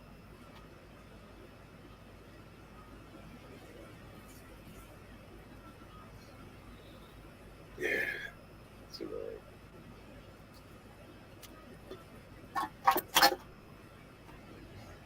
So while DFK's away urinating, I thought I'd fill in. Having a great time aboard Pelican. Lovely old boat. Keeping us both alive, which is amazing given neither of us have a clue what we're fucking doing. But I do know that she likes to move, so I move her regularly. So that's about it. But it's a great lifestyle. No rent, no rental inspections, no electricity bills, no water bills. And people say I'm a fool. God dang it, I've got 35 feet of freedom here. True freedom. Because once you're on the water, you come under a whole totally different series of laws. It's great shit. And that's my story. How are yous? Please, someone join us up here. Poor old DFK'S struggling there. Freeside has just simply said righteous Lawler, as he usually does. Come on, Freeside, pop up, have a chat, happy hippie, Ford truck. Adjust your focus. Well, I would, mate, but my glasses befit that. Peachy Rider. Oh, mate, Peachy, I'll always stay safe, mate, as much as I can. But, you know, shit happens on the sea. You don't get to choose, the ocean does. And Jackstar, you're confused, so am I, mate. Have a great day. Yeah, bye-bye, Peachy. Oops, Thank you, Waller. I'm back now. Oh, good man. I was running out of things to say. Oh, welcome to my world. Yeah. Hey, man, it's not my channel. Your problem, bro. Yeah, you know, I start panels, and when I start panels, I've got a very limited amount to say, and it's basically something I want to get off my chest. And normally that only incorporates about 5 minutes of speaking time. After that, I'm pretty much done. 5 minutes. Yep. I'm pretty much fucking done. But you know, there are certain topics where I have a little bit more than 5 minutes to say. Yeah. But it's not very often. No, but regrettably,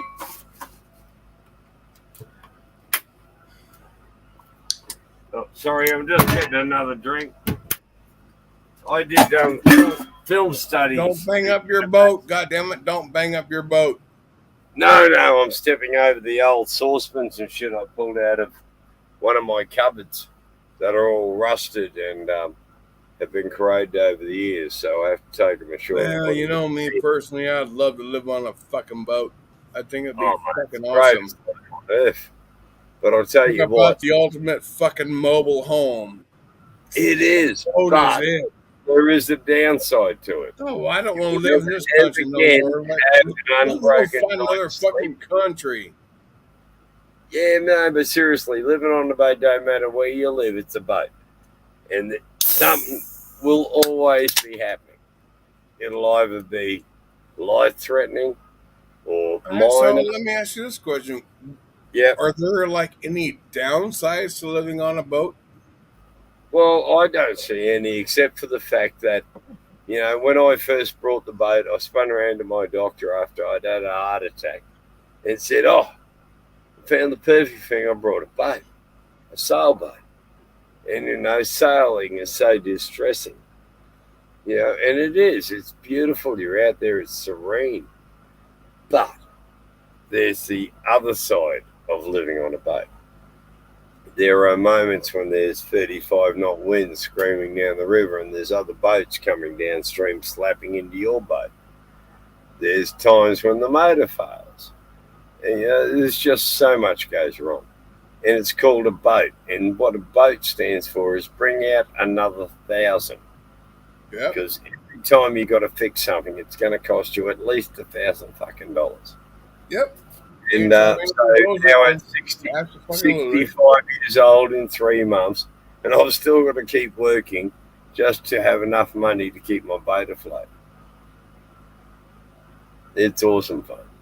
But I do love it. I honestly have fallen in love with the lifestyle. I'm not connected to the land. I'm out on anchor in the river. The only way you can get to my boat is you got to swim through bull shark infested waters.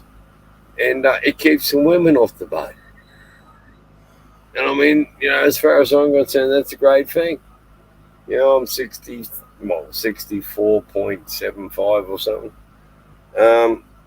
And honestly, I've had a few long-term relationships, and I'm as happy as a pig and shit to wake up in my boat and not have to answer to any bastard. Is your boat worthy? Pig and shit. Did your boat sail from where you were now to 1,000 miles away? Yes. Survive? Yeah, I've got to do some repairs on the mast. But if I tried it under motor, I have a 120 litre tank, diesel tank on the boat, and it burns about 1.7 litres per hour, and it does 7 knots at that rate. I'm in America. That 1.7 it works out about 1,000 nautical miles. I'm sorry, what? With 1,000 nautical miles, so long as the sea's not rough. If the sea's rough, it sucks your fuel like there's no tomorrow. But if the sea's smooth, and 1,000 miles on? Are you saying 1,000 miles on one tank? Yeah, 120 litres of diesel burns 1.7 litres an hour. Can you equate that to? Sorry, no, that's 700 nautical miles. My apologies. 700 plus nautical miles. Can you equate that? I'm trying to figure out the conversion rates real quick in my brain, and I can't fucking do it. It means that I have the cruising range of about 60 hours times 7. Whatever that works out to is roughly how far we can go. So let's start at fucking bone basics. All right, let's start at the bone basics. Your fuel, your full fuel capacity is what? 120, and its consumption rate is 1.7. Wait! No! Don't get ahead of me because it's going to make me lose myself even more. Your fuel capacity is 120. Is that 120. Liters or gallons or what? Liters. Okay, you would have to convert that roughly. 120 liters. Roughly, there's 4 liters to a gallon. Right. But I think that's a British gallon, not a US imperial gallon. Right. So 120 US imperial gallon, I think, equates to 5 liters. So 120 liters is your fuel capacity. Yeah, divided by 5 will give you US imperial gallons roughly. Well, 3.87 if you want to get fucking technical. It's 3.87 liters to 1 gallon. Really? But what is like your fuel range? Well, it's the bottom of the tank, so I suppose 10 liters at the end when she runs out of diesel. So 110 liters of fuel at 1.7 an hour in good weather. If it's bad weather, reduce that by half. I'm sorry, I'm not making that equation as actually how far fuel would get you. Well, just simply times 120 by 1.7, and that'll give you the nautical range, the nautical mile range of the boat. 120 by 1.7, 120 by 1.7, just off of my spurting my brain. It's better than me. I can't add 1 plus 1. 10 to 1.7 be 170. 20 to 1.7 would be like 340. So like 340 nautical miles, I'm guessing. Oh, well, my apologies. That's as far as I can get on my tanks. But then you add my sails in. And what? It's a motor sailor. I've got a mainmast and a head sail as well. So you're a hybrid. Yeah. Yeah. It's a unique boat. It was built by one of Australia's leading boat designers, and he designed it and built it for himself. Thankfully, he was only 5'11", the same size as me. Otherwise, I'd be banging my head on the fucking cabin roof. And it's great. It's like I'm an old interstate truck driver, so I've lived in an 8x4 box in my truck for something like 20 years. So living on board a 35-foot boat's just a fucking luxury. I can take a walk down the deck. walk out to the bow, have a look around, walk back. Can't do that in a truck. And it's just. Well, you could, but it'd be a lot more difficult. Yeah, but you're going to be walking around. Your hands should be a lot more tucking your head. Yeah. And I mean, honestly, it's great. It's scary. Like I knew nothing about sailing when I brought this boat. Not a fucking zip. I'd done about 7 voyages out into Moreton Bay, which is one of the deadliest waterways in Australia, apart from Bass Strait. And it's just shifting sand dunes and sudden, nasty, violent tropical storms whipping out of nowhere within an hour. And, it's just fucked.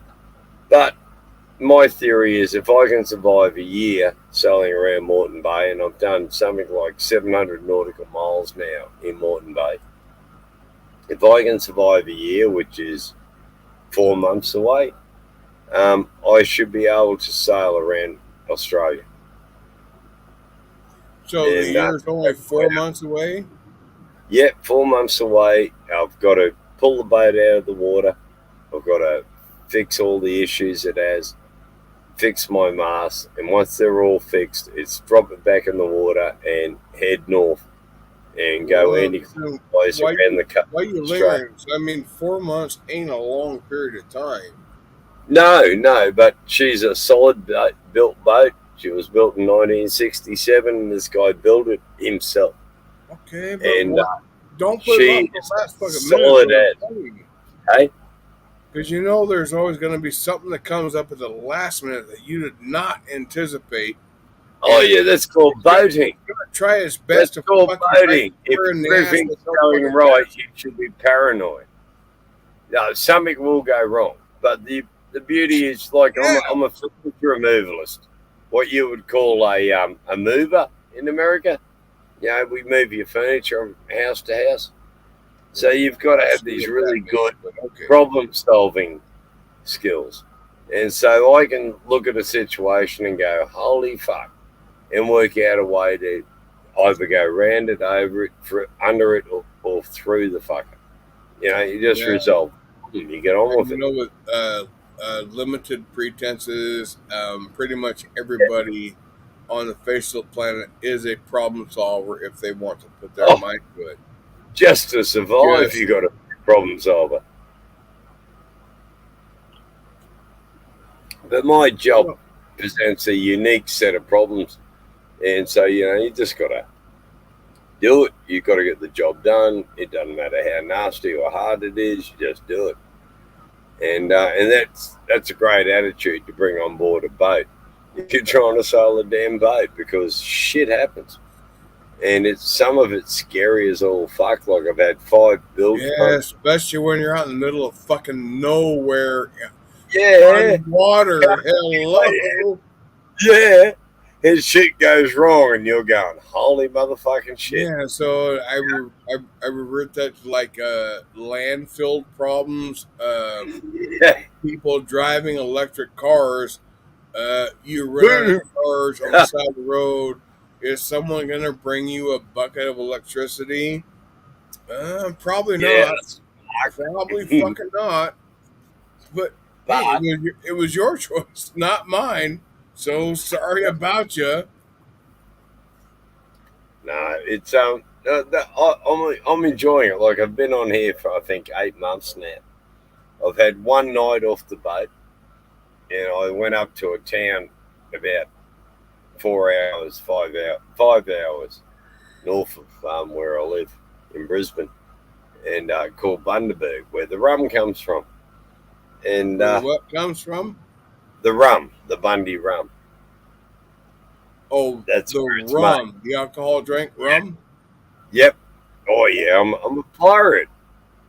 Arr! Didn't you hear the arr? Arr! I was just trying for clarifications because I'm sure I wasn't the only one that didn't understand. But okay. Except for the fact that was regarded as bad seamanship. I would fly the Jolly Roger off the back of my boat. But instead, aren't you the one in charge? Aren't you the captain? Yeah, but you have to live in a community of people that sail with you. Aren't you the captain? I am the captain. I am God and gospel, but my belief. So then, bad seamanship, wouldn't that fall on through you? The gates of hell with grease attached, and so just flying the Australian flag out the arse end of the boat keeps everyone. Yes or no, bad seamanship. If you're the captain, wouldn't that fall on you? Oh no! You got to think. Why not? This is the sea. It's captain is in charge of the boat. No. Captain is like, yes, you can make the decision to fly the Jolly Roger. But there's a lot of people who are going to talk to you in like police terms. I No, know no, the term sheriff. The term At sheriff. the end of the day, That and is at the one the that's law, in charge of if the you entire fly county, the and black that flag, overrides city cops. no, you have to Probably be not 3 miles off the But coast. it definitely overrides all city cops because of that Yeah, title. then you're under federal law. Then you're under federal law till you hit the territorial boundaries of America, which is somewhere around 200 miles off the coast. Then you add Hawaii to it, and then it's 200 miles off Hawaii that the American territorial, the federal territorial waters work.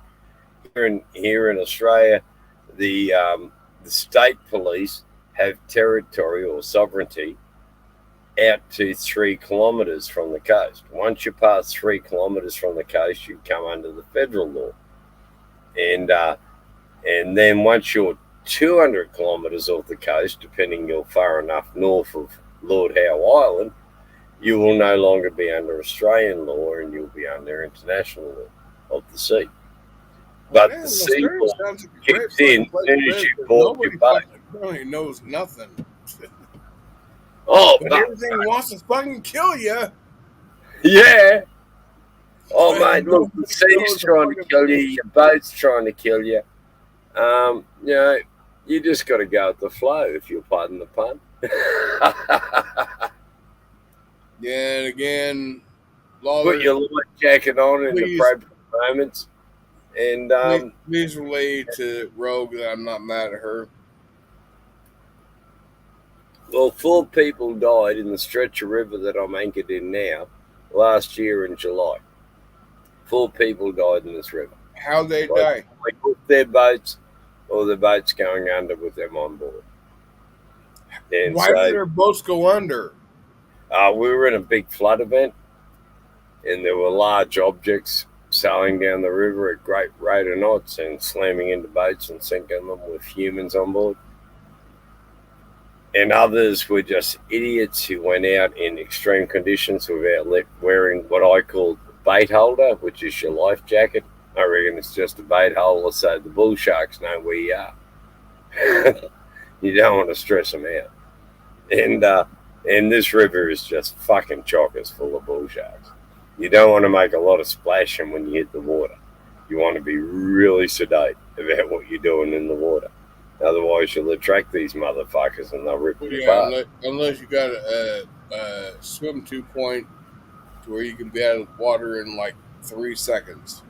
Well, I've got as the last line it's just a matter of learning the environment, period.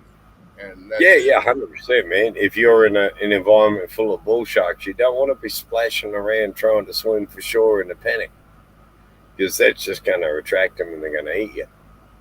And so when you hit the water, you make sure you make measured. Sorry? I think a lot of it comes down to education. It's like, well, you're in like bull shark and water. Understand what you need to do. If you fall into the water, this is what you need to do. This is what you need not to fucking do. Oh, 100%. Otherwise, you're going to be fish feed. I had a contract with the sharks for years that I wouldn't piss in their ocean and they wouldn't drink in my local pub. And I thought I was pretty safe. Then I brought a boat and I realised I was pissing in their ocean. So there's probably half a dozen bull sharks circling the boat now going, this can't break the contract. As soon as he falls overboard, we'll gobble him. Yeah, there's a lot of children, all kinds of shit there, but but there was footage. It's good, man. It breeds fun. Oh my! Honestly, open, fucking amazing. Woohoo! I had a heart attack last year in June, and because the Dole office think I have a secret bank account somewhere where I have trillions of dollars hidden, that I'm not entitled to our dole, our unemployment, which is fuck all. But living on a boat, not paying rent and shit, yeah, it's livable. But if you're paying rent and shit, you're fucked. But and they've spun me and go, no, you've got a secret bank account, and I'm going, well, fucking tell me the details of the secret bank account, and I'll access the money. I won't annoy you. And they go, oh no. You've got to prove that you don't have a secret bank. I swear to God, I have no idea how long you've been there. I just now saw you, and I brought you up once I confirmed through YouTube that it was you. I am sorry. No, you're fine. I haven't been here long. Have you been there very long? No. Okay, thank God. So I was feeling bad about something I didn't need to feel bad about. Okay, thank you. No, I wasn't there long. All right, so did you find someone to piss you off? No, I didn't find a boyfriend. Why not? Are you not that I just wanted DFK, I just wanted a boyfriend to break up with. What the fuck is wrong with you, D-Man? Nobody wants to pick me up. Nobody wants to pick me up. But I'm interested. I don't have a forklift. I can't pick you up because I have heard you're fat. Oh. Okay. I have heard you're fat. I don't have a forklift. I know, but that was an old joke. I was looking to pick somebody up to fight with them because that seems to be the thing. I don't know. That image looks a little low-based. Right. Is this wobbly boobs? Yeah, wobbly boobs. Oh, you're a knee banger. No, I had a question. Actually, a serious question. I wanted to know about the culture. The Aborigines. How do you say? Aborigines. Yes. I wanted to know about that culture. In Australia. Well, I can't, in a single summary, but you do realize that the Aborigines of Australia are basically UK prisoners, correct? My family came out on my mum's side in the 3rd Fleet as a convict, and on my dad's side he came out as a free settler in the 1840s. So we're a mix, but in Australia it's a thing of pride to be able to trace back to a convict. You sit there going, yeah, true Aussie, yo. Okay, well, my husband, when he was in college, before we were married, he through a school actually got with through school somebody that lived in Australia that was friendly with these people. Yeah. And she was very close to these people.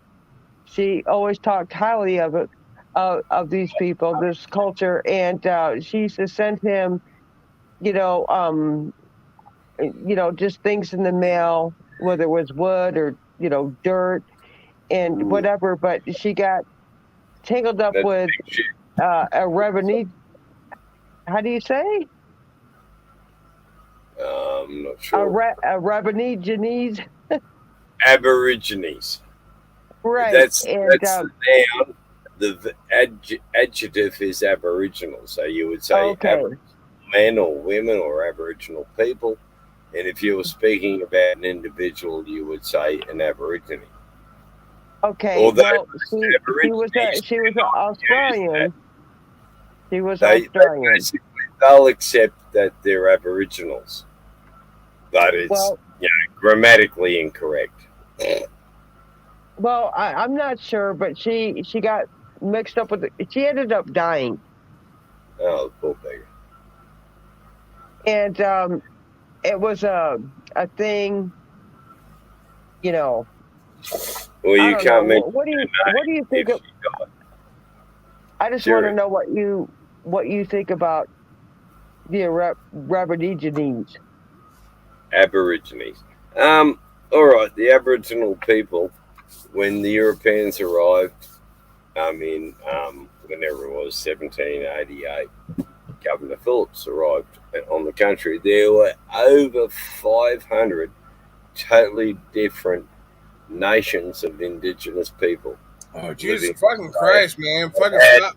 Fucking stop. Holy crap, man. You're talking about all this fucking psychological shit. And you know this is my field of it. Aborigines, fucking Aussies. It's a thing. It's a thing, DFK, because my husband was in college in the 90s. And what learned. And through school he met her through school he met a lot of people in the area. Yep. Hold on a second. He met a lot of people throughout because he traveled. And there's one particular attractive people. I'm just saying. I said he traveled, not attractive. I said he traveled and he got to meet new people. He met this one girl. She lived in Australia, and she was with these people. Anyway, she ended up dying, and they had a thing, And I was just wondering, because he's there, what about these? I can't even pronounce. Aborigines. Yeah, well, it's really complicated. Hey, D-Ben. Describe them. I will say it slowly for you so you can understand. Okay. Thing.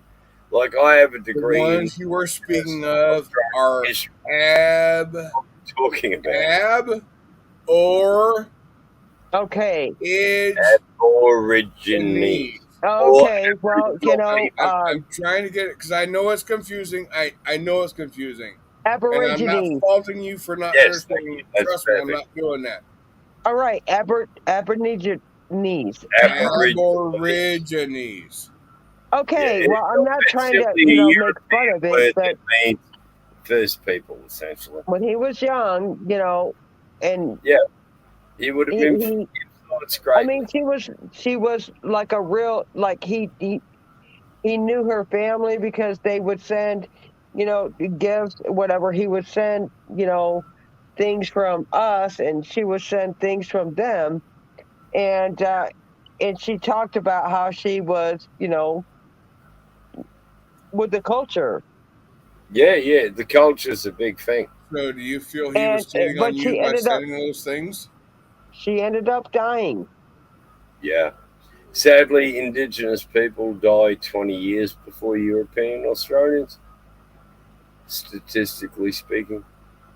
It just seemed like basically the fact that indigenous constitutions are not designed to eat European foods.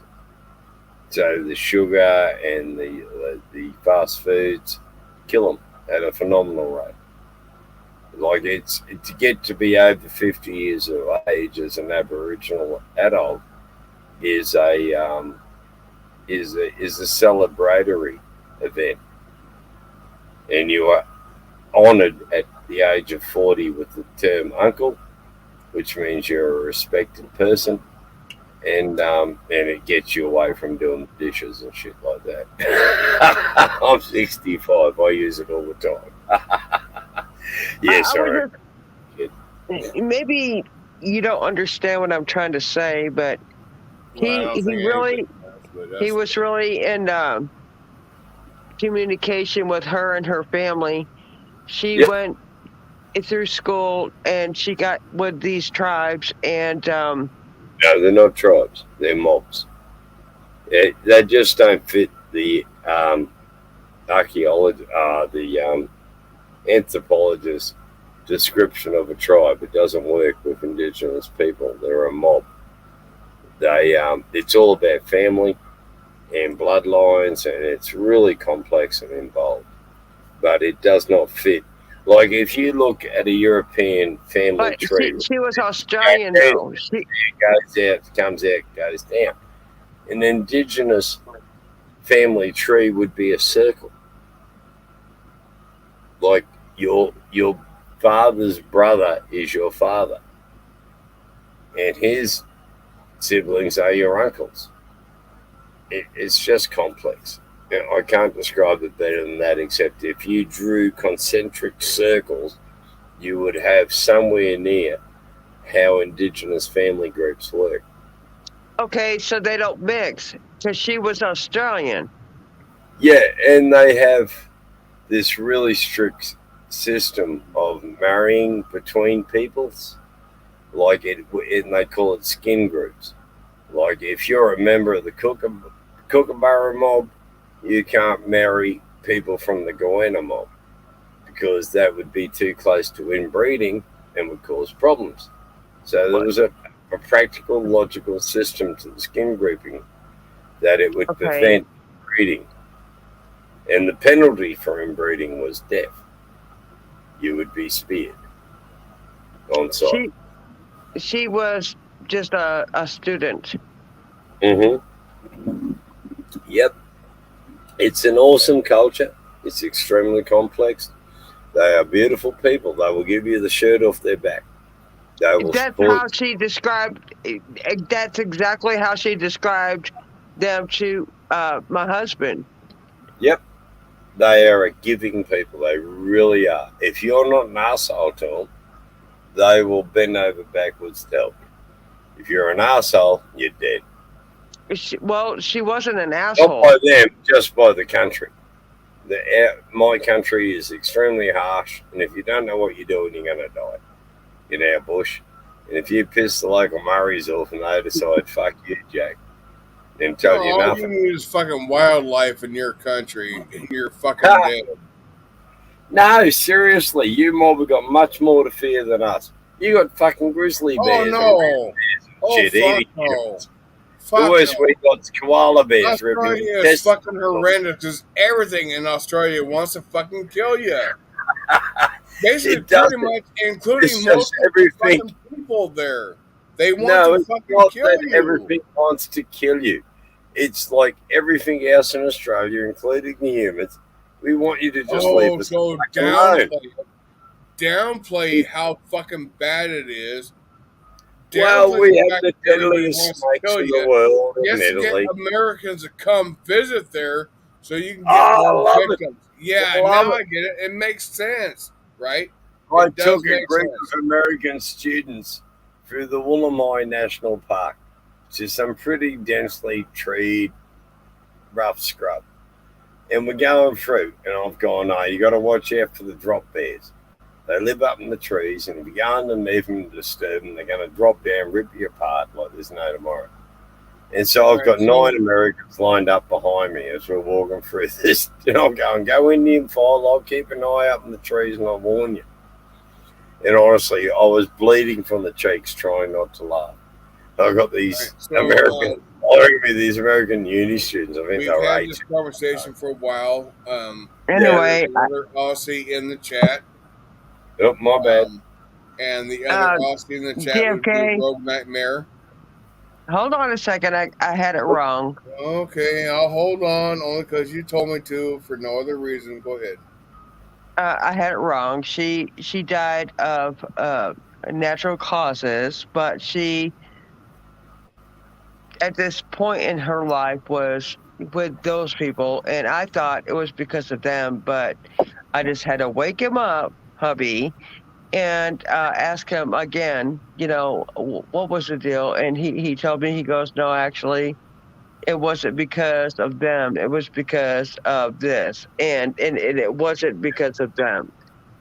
She was involved with the culture very much, and the cause of her death wasn't because of them.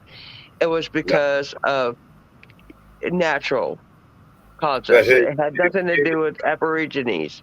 So this is kind of like all new that you being single. anybody you're trying to ensnare or grab hold of. that was a serious thing, though, DFK, because I thought that they killed her. She's not got her story straight yet, so give her some time to figure it all out. And I'm not saying I'm not trying to say anything derogatory. That was like 20 years ago, DFK. I haven't talked about this ever online. No, never. It's good you did. It's good you did. Honestly, indigenous culture. Thank you. Yeah, there's lots of things that I don't disclose. I mean, a lot of times I'm just like, whatever. But, this is actually something that, I shared for the first time. Thankfully, it is actually my field of study, so hopefully I've been able to help you a bit. And no, you did. My Law's corner, click on it. I've got a channel, and ask me anything, and I'll reply. Right, because all this time I thought that maybe they caused her death, and he's just like, no, and he explained that I'm not going to disclose what happened. No, I'm hearing you, but honestly, right, but it wasn't their fault. People live to about their mid-50s. European Australians live into their mid-80s. There is a dramatic gap between indigenous life expectancy ranges and life expectancy ranges of Europeans. And that says that there's something fucking wrong with the system. Right. As far as I'm concerned. Well, her issue was definitely genetic. Oh, 100%, because European physiology, Aboriginal physiology does not match European physiology. So in the 1800s, you had the introduction of sugar, alcohol, shit. Not like alcohol existed. I mean, indigenous people make their own toxic brews. But, European alcohol wasn't available, and sugar and meat and shit that wasn't good. Like kangaroo has the least fat of any animal on earth. It's the leanest meat on earth. And so therefore you don't have cardiovascular issues that us Europeans suffer from eating fatty fucking cows and sheep. So, and then once the Europeans introduced those animals into the what would you call it, into the culture, the eating, the food they had, it created massive problems. And then you added flour.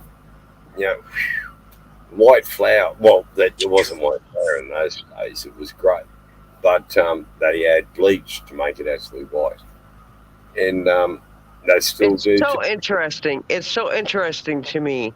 Man, it's a fascinating subject. Like I spent something like 8 years involved in this shit, and actually did a successful native title claim over the capital city I live in for the traditional owners as their European researcher, and trailing the European records for mentions of the mob and shit like that, and was accepted by the High Court of Australia. So you don't get much more accolades than that. Can we have a second to welcome Peachy to the panel? Hello, Peachy. You're back. Porn bomb. And roads in the chat. Areas completely. Peachy gonna porn bomb you, DFK, because you're being an asshole, DFK. Can't you see my boobies? Porn bomb him. Yeah, but they're big black. Peachy is gonna come with DFK deserves that. I get a fucking video. You should porn bomb his panel. You should porn bomb him. Why? You should porn bomb him. What's he been doing? He's being a DFK, okay? Why? Yeah. Because he's an ex-boyfriend, I guess. God dang, how many men have you been going through tonight? Fucking know. D-Man, how many men have broken up with you tonight? You have Tonic and... Oh, my God. Peachy, did you see all that? They all broke up with me. Well, I think I was a trendsetter. I think I started that shit. It's all my fault. Oh, bullshit. DFK, you had nothing to do with that. You have nothing. If a slut like Tonic gives you up, You really must have done bad, girl. In Lawler? Yeah, I did do it bad because I was told to piss her off, and I just couldn't find it in me. It's not my nature. I wanted to say thank you for your shout out, DFK. I know that you're always that you're thinking and praying for me, and I appreciate your shout out. Now, I wanted to know what you guys were talking about when I came up about the accolades, what you're getting your accolades for. No, we were talking about back when my husband was in college. Okay, so this was like years ago. But you weren't talking. He was oh. I mean, he was not you. I mean, I don't mean to be disrespectful to you, man, but I didn't know. I'm sorry. I didn't mean to do that, Peachy. No. I'm interested in hearing what you have to say too. But I'm forgetting your first name. Sorry, I'm forgetting your first name. Greg, that's right.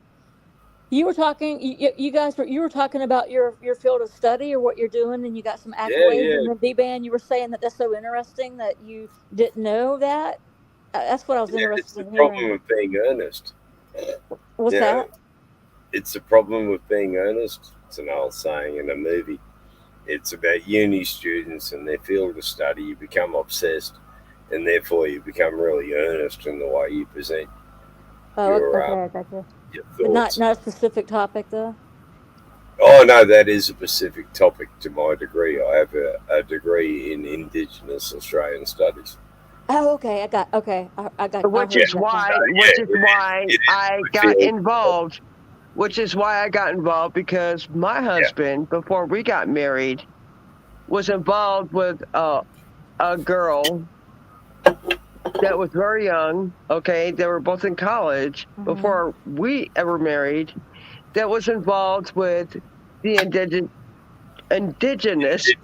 I cannot say that word. Indigenous. You got it right there. Yeah. Okay, culture in Australia. Guaranteed, man. You said it correctly that one time. That was involved, and they used to exchange. You know, he would send her, things, and she would send him things. And she was from where?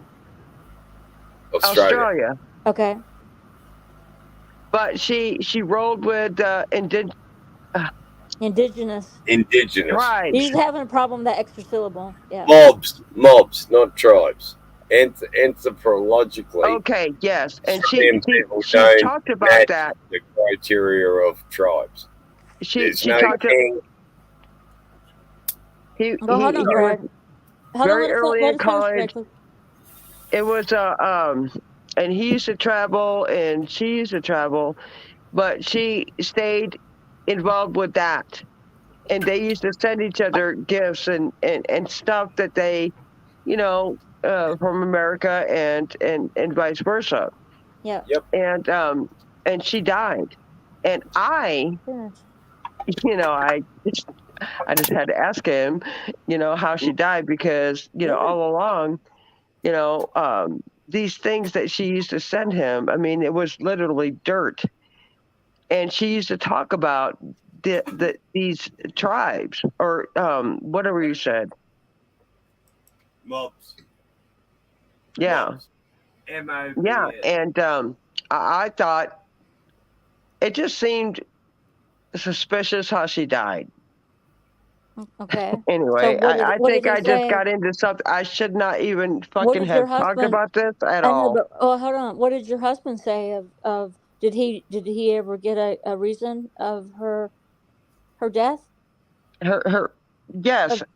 I had to put myself on mute just to wake him up and ask him. Oh my God, did you really? Yes, I did, because I was just like, I remember this because you talked about this girl from Australia that was involved with these this tribe, not the tribe. Was he like, oh my God, I can't believe you woke me up for this, or was he like, no, Peachy, no.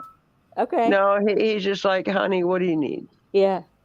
I just said, yes, and he told me her cause of death, and it was not because of them.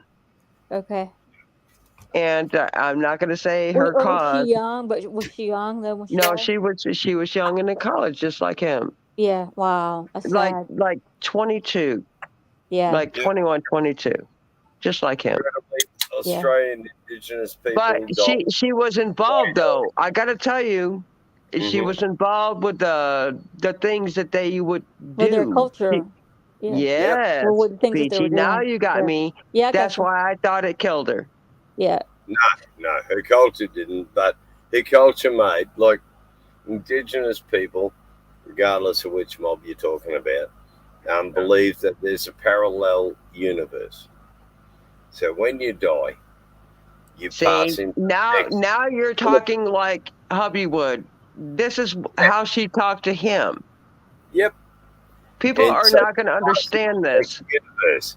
So when you're reborn in the next universe, you're a baby. Yeah, so I've heard that. Yeah. It's required culturally. That's what I thought. Sing your name every morning and every night. Yeah. It's called the Song of the Dead, and it's the most. Listen, if you're European and you're in the middle of a fucking bush and you hear this song being sung, you're going to shit yourself and get your gun ready. But it's about you've got to look after the dead whilst they're going through this period of being a child. This is what I was trying to say. And I thought that they sort of caused this. No. I mean, the old people can, allegedly, culturally, if you have what they call a clever man, a magic man, a medicine man, he has, in the people where I live, in Brisbane, she did do rituals. She did do the rituals. Oh yeah, it's so important. The song lines mean the continuation of the culture, essentially. And and then she died. Yeah, and so there was someone who had knowledge that died and didn't get to pass it. Well, hopefully she got to pass it on before she went, because that's the. Is it's disappearing. That's the mystery, PG. That's the mystery. Okay. And tell them what was going on in the 18th century. She died in that realm. Yeah. Okay. Yeah. But if she was buried in Western world, she died of natural causes, which hubby just told me how she died. Okay, and it does. When you say it. Okay. Were you a cheerleader? You weren't a cheerleader in high school, were you? Up until 1966. I'm sorry. Aboriginal people were not counted in the census. Okay. When they decided how many people lived in Australia in 1966. I think her death had something to do with that. Yeah. They spun around and said Aborigines are like livestock. When you brought a station, a farm, is probably a ranch. That's a better analogy, a ranch, right? You brought the ranch, so you got the land, you got the cattle. When you brought a station in Australia, you got the Aborigines as well. Oh, yeah. They were yours. You could fuck them off, you could starve them, you could do whatever you fucking wanted. Up until 1966. Then we had a referendum where they asked the rest of Australia whether they thought that was fair or whether Indigenous people should be regarded as Australian citizens. And thankfully, Australia voted yes. And Aborigines became Australian citizens. Up until then, they were not. What year was that, Craig? 1966. Wow, that's really that's not that long ago. No, it's not. I mean, Martin Luther King waved the march on Washington. Well, here the big savior of Indigenous people, per se, for the want of a better word, was a man called Gough Whitlam. It was. I'm not talking about indigenous. I'm talking about Aborigines. Aborigines, yeah. Yeah. No, Aborigines. That's the girl. Whoa, stop, everybody. Please, everybody, stop. Hold on. D-Man, could you repeat that? please, at least try. My husband was involved with an Australian girl that was involved with Aborigines. Just say when those he was two in words. college. Just say the 2 words that you attempted is what I want you to try and repeat. I wasn't talking about. I'm not trying to make you look a fool. I'm not trying to make you look a fool because I know you are. Yeah, you are actually. Why are you wanting to do that? Because she had said the words perfectly, DFK. Indigenous, and then she said Aborigine. Aborigine. Australia's a hard language. Yeah. Okay. Okay. DFK. I'm sorry. I'm sorry. Well, don't do that. Don't do that because I'm actually being real. I'm trying to give you a reason to get pissed off at me and break up with me. God damn it, you don't get I don't get real on here very often. I'm trying to give you a legitimate reason to break up with me. Hello. Hey, I want to remember your previous stream. Hello. I'm trying to accommodate you. But here's the thing. That is a very real thing. That was a very real thing that. Like I'm literally affected because because when I met my husband, he was still kind of mourning this girl's death. Yep. Can I ask Greg something real quick? Yeah. Yeah, sure. Greg, what's your degree? What's your education? Your degree? Your highest degree of education? I have a Bachelor of Arts in the Australian Indigenous study and what they call governmentality. Okay, and it's Bachelor of Arts. Did you go on to get your master's? No. I had a gutful by the time I got my degree. I got sick of being spat on by white people and being spat on by black people. And and I thought, I've had enough of this shit. Yeah, I understand. My nephew, he's got 1 more year to go at University of Georgia, and I told him, I said, just go ahead and do your master's. He's going to go ahead and he's going to get a loan. Yeah, but by the time you get through your undergrad, you're exhausted. You are exhausted, but look, dude, once you start working, you don't want to go back. So he's going to get a loan. He's going to get a loan, and he's going to knock out that master's. He's going to do. That's the best way to do it. But hold on, are you on a boat? Are you on a boat right now? Yeah. I live on a did your weather come in? 35-foot wooden sloop yacht. Do you work out of your? Do you work out? Yeah, I'm a furniture removalist. I move other people's furniture from house to house. Oh, I did hear you say something about that when I came in. Okay. Yeah. Very Americans call them movers. We call them removalists. And I call us land pirates. We sail up in our truck, we rape and pillage the house, and then we sail off into the distance. It's luck whether or not you see your shit again. but you're home. But you're, and this is interesting to me. But your home base is on the water. Do you have a home on land, or is your home base on the water? No, I live on my boat. Man, that's so interesting to me. Wow. My address is Pelican on the in the Combsley anchorage. Wow, what do you know about what do you know? Go ahead. Can I ask you a question? What do you know about the Aborigines? Who? What? Me? Yes. I know a fair bit. It's a very involved and complex society that involves rules of respect. Like uncles of people over 40, you call them uncle. And it's really hard to explain, but the way family lines work, like family trees work, are circles, not like in European culture, it's not branches. It's circular. And it's a little hard to understand. Can they adapt? Could they adapt to Australian or just a regular person? European? Yeah, of course they adapt. It's like the common belief is Aboriginals are all drunken, alcoholic, and it's actually the opposite. European Australians percentage of population, per head of population, are more prone to alcoholism than indigenous people. It's actually less than 50% I'm talking about more like their culture, though, not alcoholism. Regrettably, a lot of culture has been destroyed.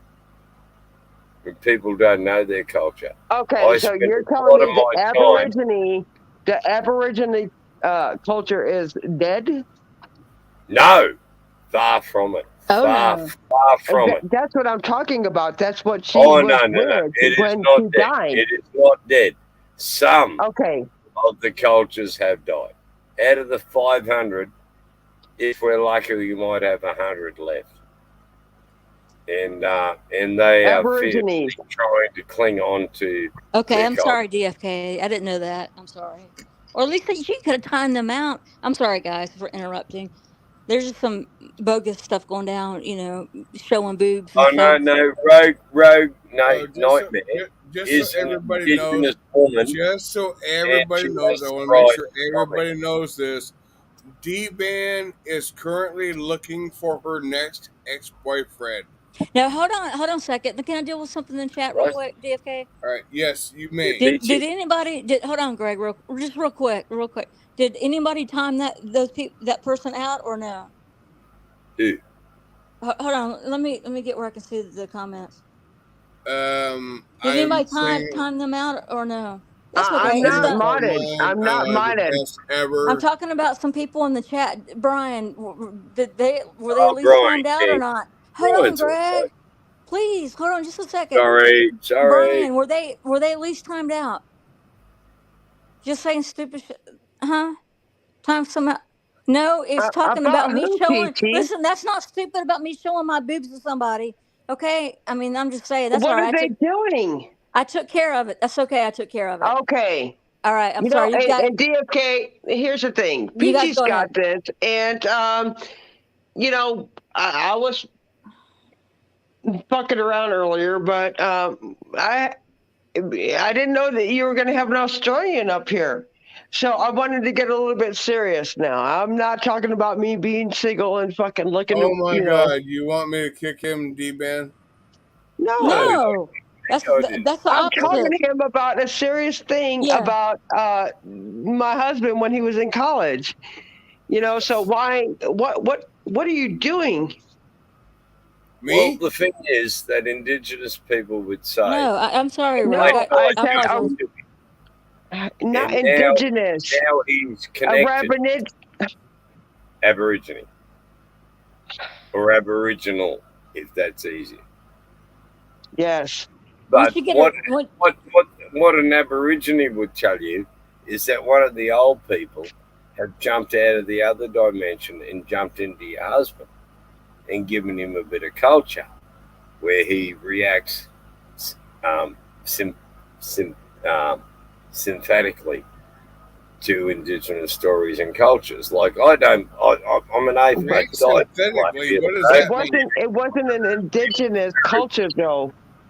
But I've seen strange shit in the middle of the Australian bush that makes me question. No, wait, I got a better question.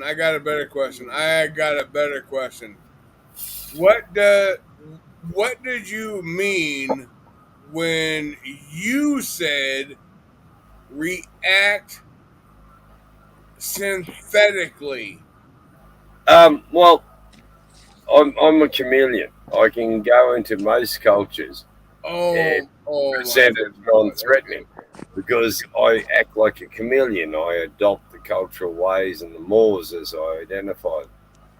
And so I have this, thankfully, I have this ability to blend in. And people, like I have Aborigines over the years who go, "You're a Murray." No, she's not, Rogue. And they go, "No, you're a black What's fellow." going on in chat, PG? No, hold on. Let Greg finish. Hold on. And Rogue's going to go off here. But I don't blame him.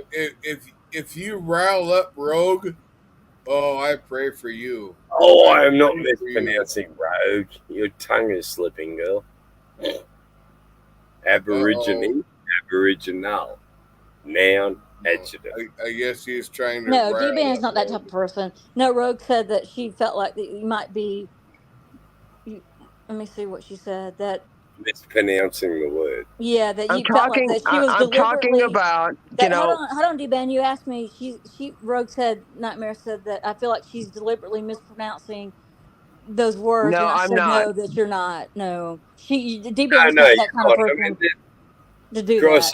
I couldn't say Renaissance for the whole 6 months. I had to study at university. The word Renaissance just I couldn't articulate it. And once it was over, I can say Renaissance. The only reason why that I even brought up this topic is because he's Australian. And your husband. And my husband had a connection with an Australian. Yeah. That was in connection with indigenous. Not indigenous. Indigenous. Indigenous. No, not that. Oh my God. When do you flashcards? Hey, write it on a piece of paper. Write it on a piece of paper and do flashcards when you said the word. I'm just teasing. Hey, look, I couldn't say just for clarification. There is exactly. That's exactly who I was talking about. Shut up! Please don't make me have to fucking mute you. Please don't make me have to fucking mute you because I know I have that power.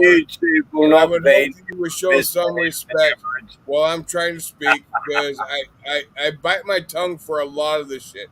I really, truly bite my tongue. I actually wanted to know a serious question, but I guess I'm not. I guess I'm not gonna know, DFK, because you can't shut the fuck up.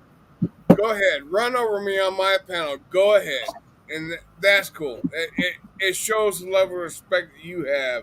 But since it's my panel, and I have a lot of respect for most people. Well, because I think people understand where I'm trying to go with this, and they're trying to fuck it up. Well, he was talking, D-Ban. I mean, just out of respect, he was talking though. I'm just saying he was trying to say something. You might not have heard him. I'm just saying. I'm just saying. I wasn't saying indigenous. I was saying, which is a tree that is only green in summer. An indigenous tree.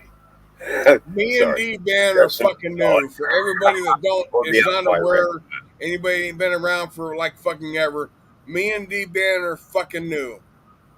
And she gets, we're breaking up. She gets word tongue-tied. DFK, we're breaking up.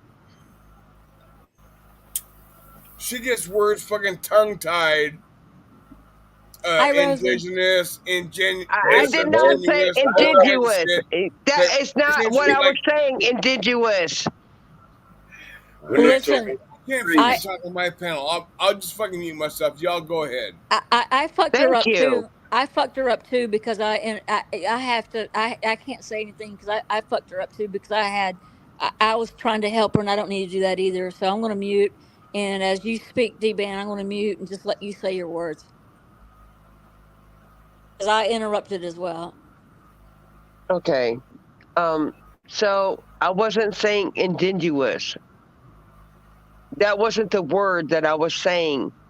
I was talking about an Australian girl that was in contact. I don't fucking care. I just want to reiterate, this is my panel. Hello. But you said for her to go ahead. You all not fucking realize that. This is my stream. I have control. I'm coming up. I just randomly spat out trying to defend D-Ban. I feel like in the Twilight Zone. Iterations on words correct. And I wasn't saying indigenous. I wasn't not saying indigenous. I was saying a different culture.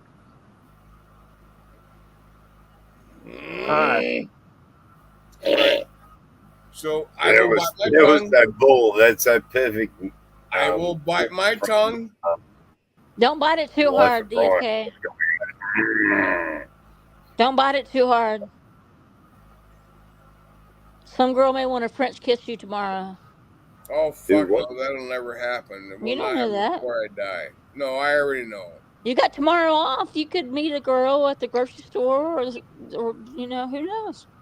Or What is the somewhere. No meaning of woman wants indigenous? something to do with me. No PT. woman on the place. What is the definition of indigenous culture? Well, I mean, what is that meaning of PT? Indigenous people in Australia were regarded as part of the flora and fauna.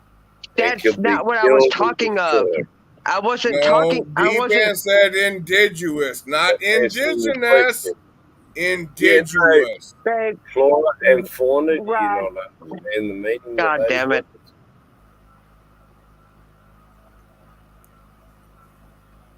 Yeah, it gets all fucking crazy and stupid when you start talking fucking dialects and some word gets misspoken. Indigenous. I'm talking about Aborigines. I'm talking about Aborigines.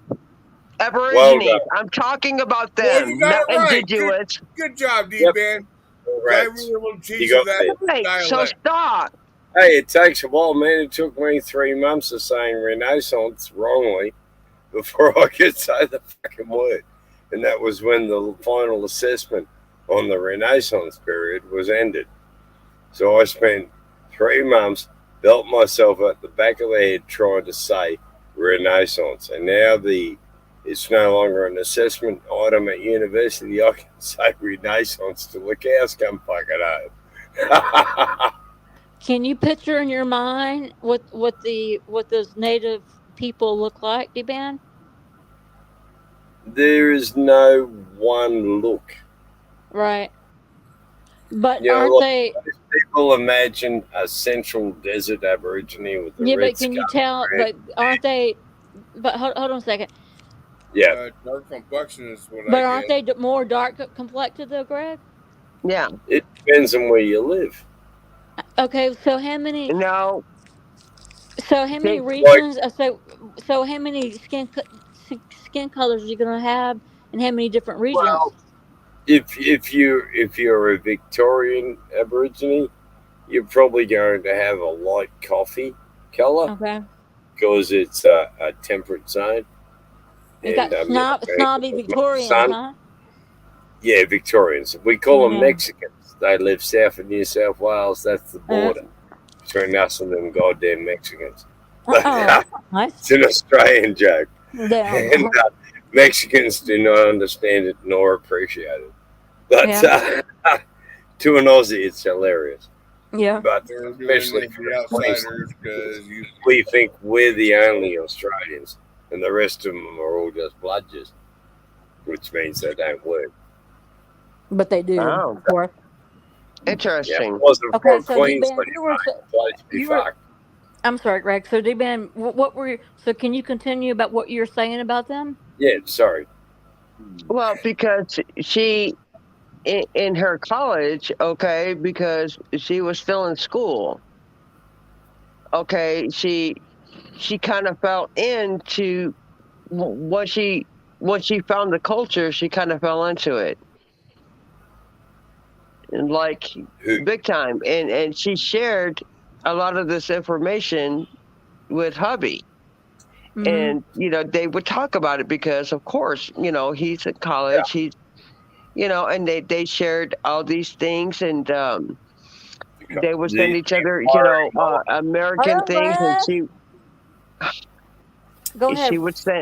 She would send things to him in the mail. Yeah.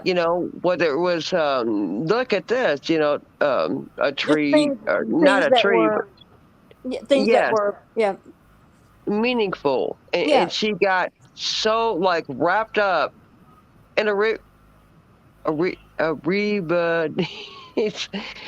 these culture.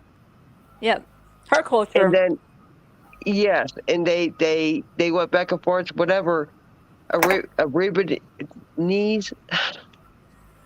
Mm-hmm. Anyway, okay. We know what you're talking about. Go ahead. And she passed away. Yeah. She passed away. Can I say one thing? But the thing is from what hubby said, she it was almost like she went to them. Yep. She what? She went to them. I mean, she totally wanted to be with them. Oh, with them. Okay. And she passed away, and she, she was telling him, different things and what she's learned. And she's just like, you have to think, she's in college. He's in college. Yeah. They're both like exploring. They don't know. They're both traveling. They're very immature, growing up. 100%. And yeah, it was a deep culture, though. It wasn't like it was a deep thing that she was involved with. Yeah. Oh yeah. And it that's was something serious. It's something they took serious. Yes. And I was trying to ask him what that was. Mm-hmm. Who are they? Like, because now hubby's, because I asked him a while ago, and of course, he told me what it was, but yeah, you cannot adequately answer that question. Okay. Why? Why? Hold on. Why, Greg? Why can't you adequately? Why? Because it was, the largest island in the world. Because why? Your accent's very thick. No, it was the largest island in the world. Largest island? Yeah, Australia is the largest island in the world and the smallest. But why was it? Why is it difficult to answer that question though? Well, because it's indigenous culture. You're talking about a culture that is existed. It wasn't indigenous. That's over 60,000 years. Right. So there's a lot to describe a culture that is divided up. Hold on, Greg, hold on. D-Ban is saying that's not it. D-Ban's saying it was not that what you're saying. No. She didn't die by indigenous.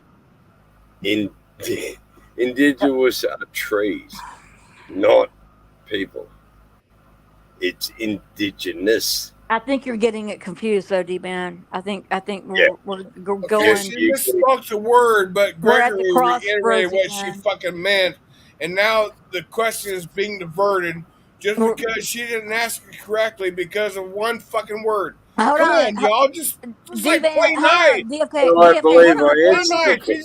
are not like normal typical words that everybody uses in their everyday fucking discussions. DFK, calm down. We're at a crossroads. I think we're at the same crossroads again where we were last time and where we're getting confused. Indigenous and the other people are two different things. Yep. She asked the question and he knew what she meant, and then it just seems like he wants to fucking berate her because she asked incorrectly. No, I don't think that's the thing. I don't think that's the case. I don't think that at all. That is just how it seems to me. No, I don't think that's the case. I'll stand behind anybody on this. Seriously, you'll know when I berate not someone. Like normal everyday conversation words that you chalk into your memory banks Hold on. at any given fucking point. Who was she? On the panel, you've lost it. But the what? Dino. I'm trying to give Aborigine. I'm trying to give T-Ben a good reason to break up with me. Do you remember Aborigine people? Aborigine. Yeah. That's who she was involved with in school. She literally was studying those people. Yeah. And she ended up dying. Yeah. Okay. All right. Aborigine. Can we move past her? But here's the thing. I wanted to ask him about Aborigine people. Okay, go ahead. Please. Yeah, go ahead. Well, I mean, listen. This is an area of expertise. This is what he studied. So yeah. This is my area of expertise, for the want of a better word. She was involved heavily with the Aborigine people. Yeah, and I did a native title claim out of the capital city of Brisbane and was successful. Yeah, I'm good at what I do. Who are they? The terrible people. Of the native title holders to Brisbane.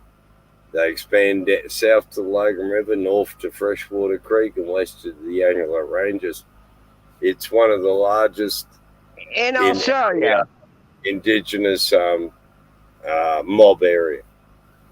In Australia. No, Australia's a big place, man.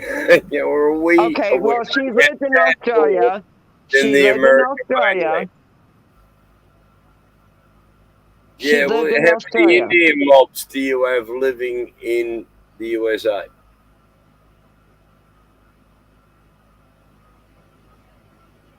And Indian I use with apologies to First Nations peoples, but just to make it understandable. How many Indian nations do you think there were when the Spaniards first arrived?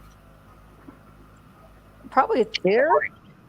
No, I guarantee there were hundreds or thousands. Yeah, exactly. Yeah.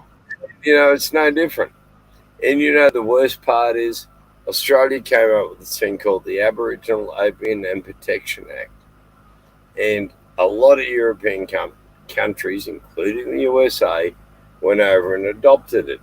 And that's the mission system, where you gather the people, you try to break the tribes down. So you mix the tribes in the mission, they all interbreed, and it dilutes, for the want of a better word, that tribal, in the sense of America, that tribal unity.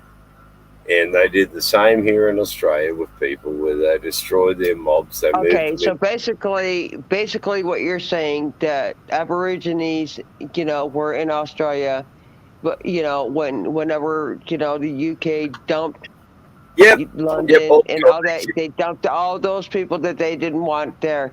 And in America, you know, we took over the Indians, right? Yep, same way. Same way. Violently and murderously. As simple as that. I'm called a black armband historian, because I tell the truth and I say you murdered fucking hundreds of thousands of people to gain sovereignty over the land. Right. So in the UK, they murdered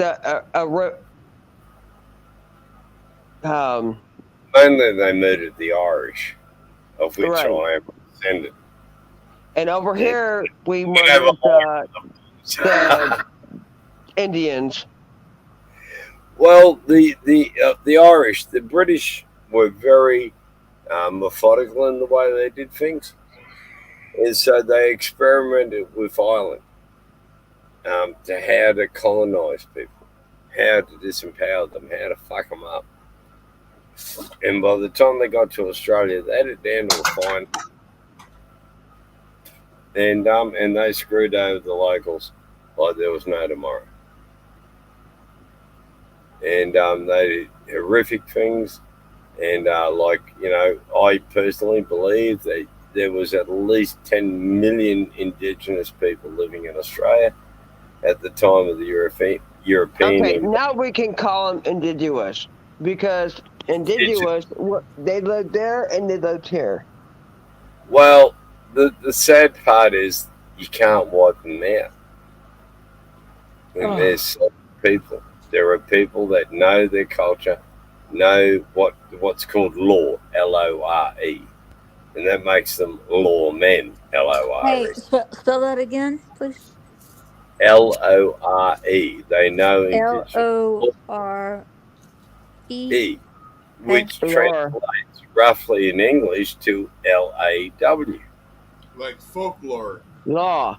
Yeah, but it's not. Which really, it translates to unlawful. Believe it is law. They basically rule the world. Basically, we have no rights. A clash of the worlds. The best was when I was at uni and I was first studying it. I had in my first semester a class Australia was the dumping ground for the UK, and so was it America. Actually, it was a dumping ground, another dumping ground. They used objects, so that. Hello, Brian. I mean, Cook found Australia in 1770, and does that not ring a bell for you people? Leave, Rogue Nightmare. If it's so horrible What for happened you, in then leave the chat. My 1770 in God, America? Brian, how You know, old? here's the How thing: old? if anybody is in chat that don't like what is being talked I about, mean, we're just trying to leave. I'm have. sure. Yeah, I mean, come Except on, for Rogue. Rogue. She's entitled. She's a She melancholy woman. is. Leave her She's stay, but of the melancholy mob, and she's entitled to I want to speak ask her Brian a thoughts. question. Australian Aborigines are some of the oldest people on Earth. What? How far do they go? Yes. What's the age? What's the age, Brian Well, I have seen or cave Greg? paintings that have dated back Thousands and thousands of years, 1,000 years. just like the Indians do. How old, Brian? Greg or Brian? I have seen cave paintings Yeah, that date back 10,000. 120,000 years. How many years? 120,000 120,000. years that indigenous people have occupied the continent of Australia. We're the oldest land mass in the world. And how long ago did the dinosaurs We don't have supposedly live? mountains. Wait, how long ago did the dinosaurs supposedly live? Millions? 120,000 years ago. Most anthropologists And now I'm will say saying dinosaurs. The started dinosaurs. 60,000 years ago. The dinosaurs. How long? Was How long ago did? migration of people from Africa? But it's the other way around.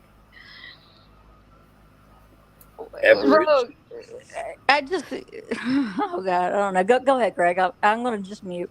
60,000. 60,000. No, that's what European Australians say. Okay, hold What on. I want to ask a question. Hold on, I want to ask a question real quick.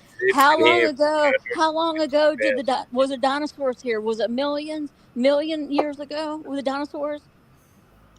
I'm pretty sure that millions of years ago, some shit like that, and ain't nobody around that could actually fucking clarify that and verify it. Besides the fossils, except we have to rely on archaeological evidence from the Nullarbor Plains. Everybody else said massive fucking Turanian fucking tunnels that lead to water, and there are Megasaurus animals, like the giant tiger. Oh yeah, the recently discovered with spears in them. Recently discovered homosexual dinosaur.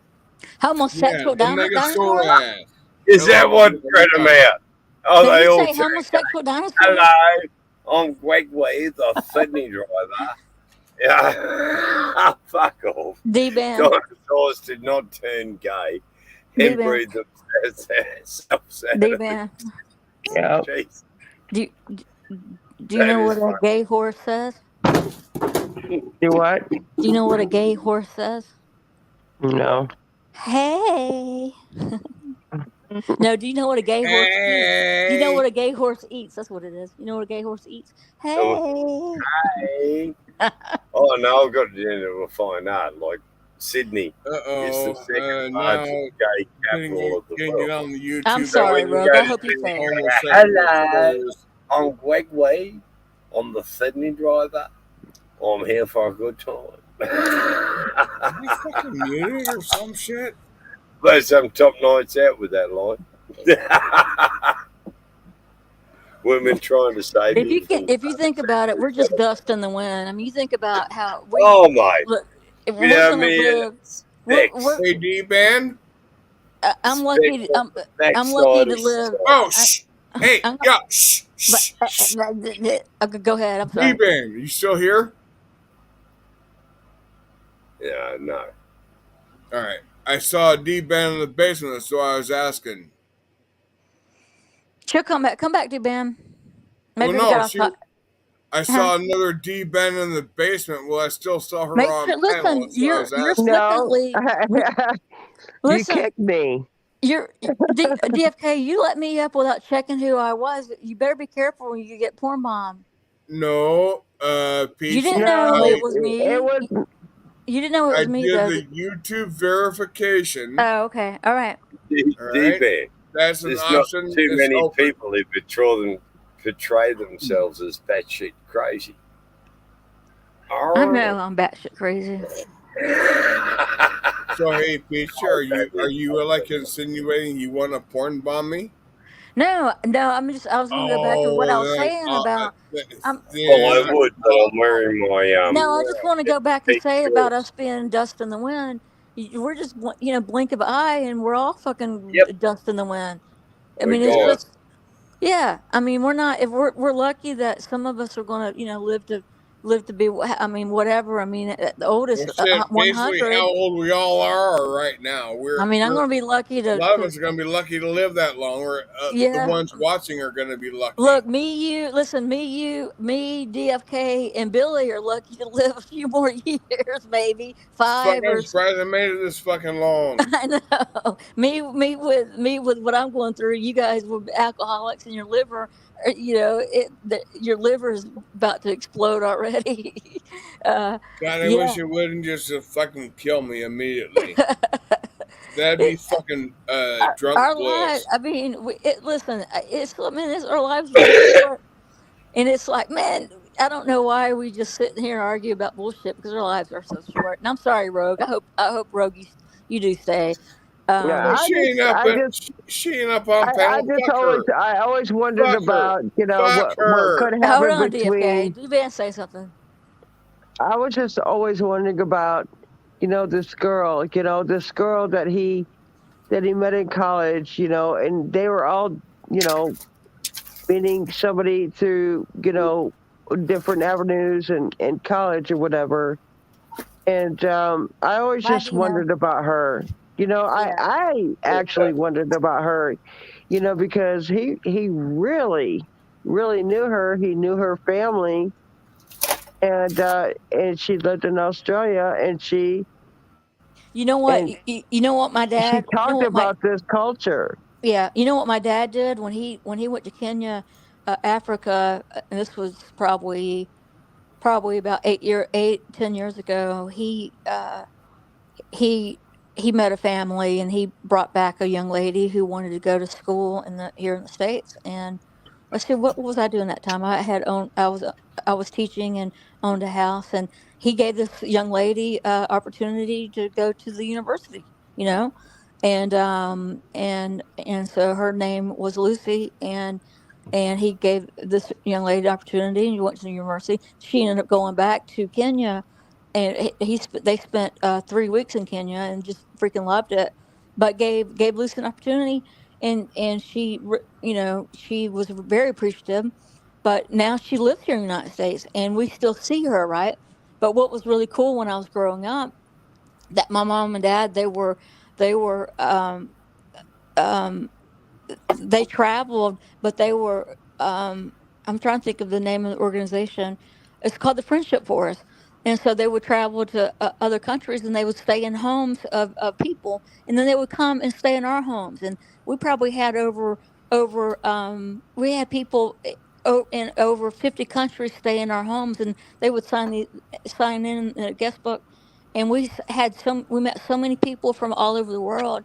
And my mom and dad traveled to so many different places in the world. They've traveled. I've traveled more in the United States than they have, but they've traveled more around the See, world. I like stuff like that, though. Mm-hmm. I loved that. Yeah. Yep, and it was something that Jimmy Carter started. It was Friendship Force organization, and I don't know if it's still going on, but we met, and his friend, and this was back like in the '80s. And his friends that my dad he still sees that my mom they're divorced, but his friends that they still talk to and they still see. I mean, friends from like Russia, from all places from all over. I mean, people that my dad still communicates with. It's it's really it's just been it's just really so neat. You understand what I was trying to say? Oh yeah. Yeah, and that has bothered him. Fuck you, Rogue Nightmare. Come on, listen. The more you drink, the more disgusting you get. Oh, I can't see part of the chat. good we do. No, yeah, whatever. The more you drink, the more disgusting you get. I've seen you on panel as you drink. Yeah, whatever. Just try in order. No, I'm just up here sharing my life. I'm not sharing as we're good. No, we were like they were lucky they were able to travel. Sorry, I'm They were not able sure to hold exactly on. They what. were able hold on DFK. They were able. No. Okay, I'm Give me sorry. Go one. ahead. I'm sorry. Go ahead, Give me DFK. 1 minute, Peachy. I'm sorry. Go ahead. I'm not sure what the fuck it was that Rogue said, but I hear fucking Peachy saying, "Oh no, fuck you, Rogue." No, listen. That Read what she indicates to said down me there. that Read what she indicates to said me down there. something was definitely said incorrectly. Read what Rogue said down there. Yeah, that's a good point. Yeah, I tried. Read what she said down there, DFK. But you're not going to get the context because you don't know what I said prior to what she said. Context of what she said. Yeah. I was talking about when I was growing up. My mom and dad had the opportunity to travel around the world. Oh my God, they didn't read the goddamn chat. They didn't read stay the in chat. They didn't stay in hotels because they couldn't afford it, but they stayed in other people's homes. But then when the families came here, they stayed in our homes, and that gave my family opportunities to travel. When we didn't have the money. When we didn't have the money to travel otherwise, Rogue, Nightmare, you Alky. So the more you drink, the nastier you get, lady. So if you want, and I have to keep in mind. Supposedly, I guess she's got some disability, so I have to bear that in mind. And I've got to get a grip on my temper. Peachy, where your parents? And maybe JFK needs to read his chat. Yeah. Right. So I'm going to start here. I scrolled back up the chat for a long fucking way. Through a long fucking way. I'm going to start right here. I'm going to start right fucking here. Hey, Rogue. Yeah. Get your bitch ass up here. Because apparently you said something that pissed off somebody on panel right now. So get your bitch ass up here. Come on, I can tell you what she said if you give me a minute. I'll find it. See, I know Rogue, and Rogue is not one to be called any bad names, but you're acting like a fucking bitch right now. Yeah, she has been. You're hiding behind a fucking avatar or a fucking little chat log thing in chat. They have 2 panels. They won't come up on a panel. You're degrading yourself. I don't care. You want to fucking make yourself look good? No, Get not your to ass you, up here. The link is pinned. Don't tell me you don't know where to find it. Don't tell me you can't convince me of that. Well, come on up Get here, up Rogue. here. Rogue is not going to go up on panels. They don't go up on panels. She deleted it. Is just hey, hold on, DFK. She deleted it. Point. DFK, she deleted it. She's talking about how my white family, how as a white family, the good that we were doing as being white people. That's what she was talking about. She deleted. She was being a little coward, and deleted her message because she got scared. The problem is indigenous people. She deleted her message. That's what Rogue did. I've never seen Rogue on a panel. DFK, I've never seen Rogue on a panel. Rogue's been on a panel. They're not coming up. She's been on a panel. Oh, really? Yeah. I've never seen. That's when I've seen her draw. Rogue has got the biggest balls of any female. No, not tonight. Really? Not tonight. And it's not a misunderstanding. I guess the mother's cold or some shit. Where is it, Rogue? I guess that would explain that. Now I'm quick to sit up in bed now. Oh, where is it, Rogue? Holy fuck, Booty Wart's here.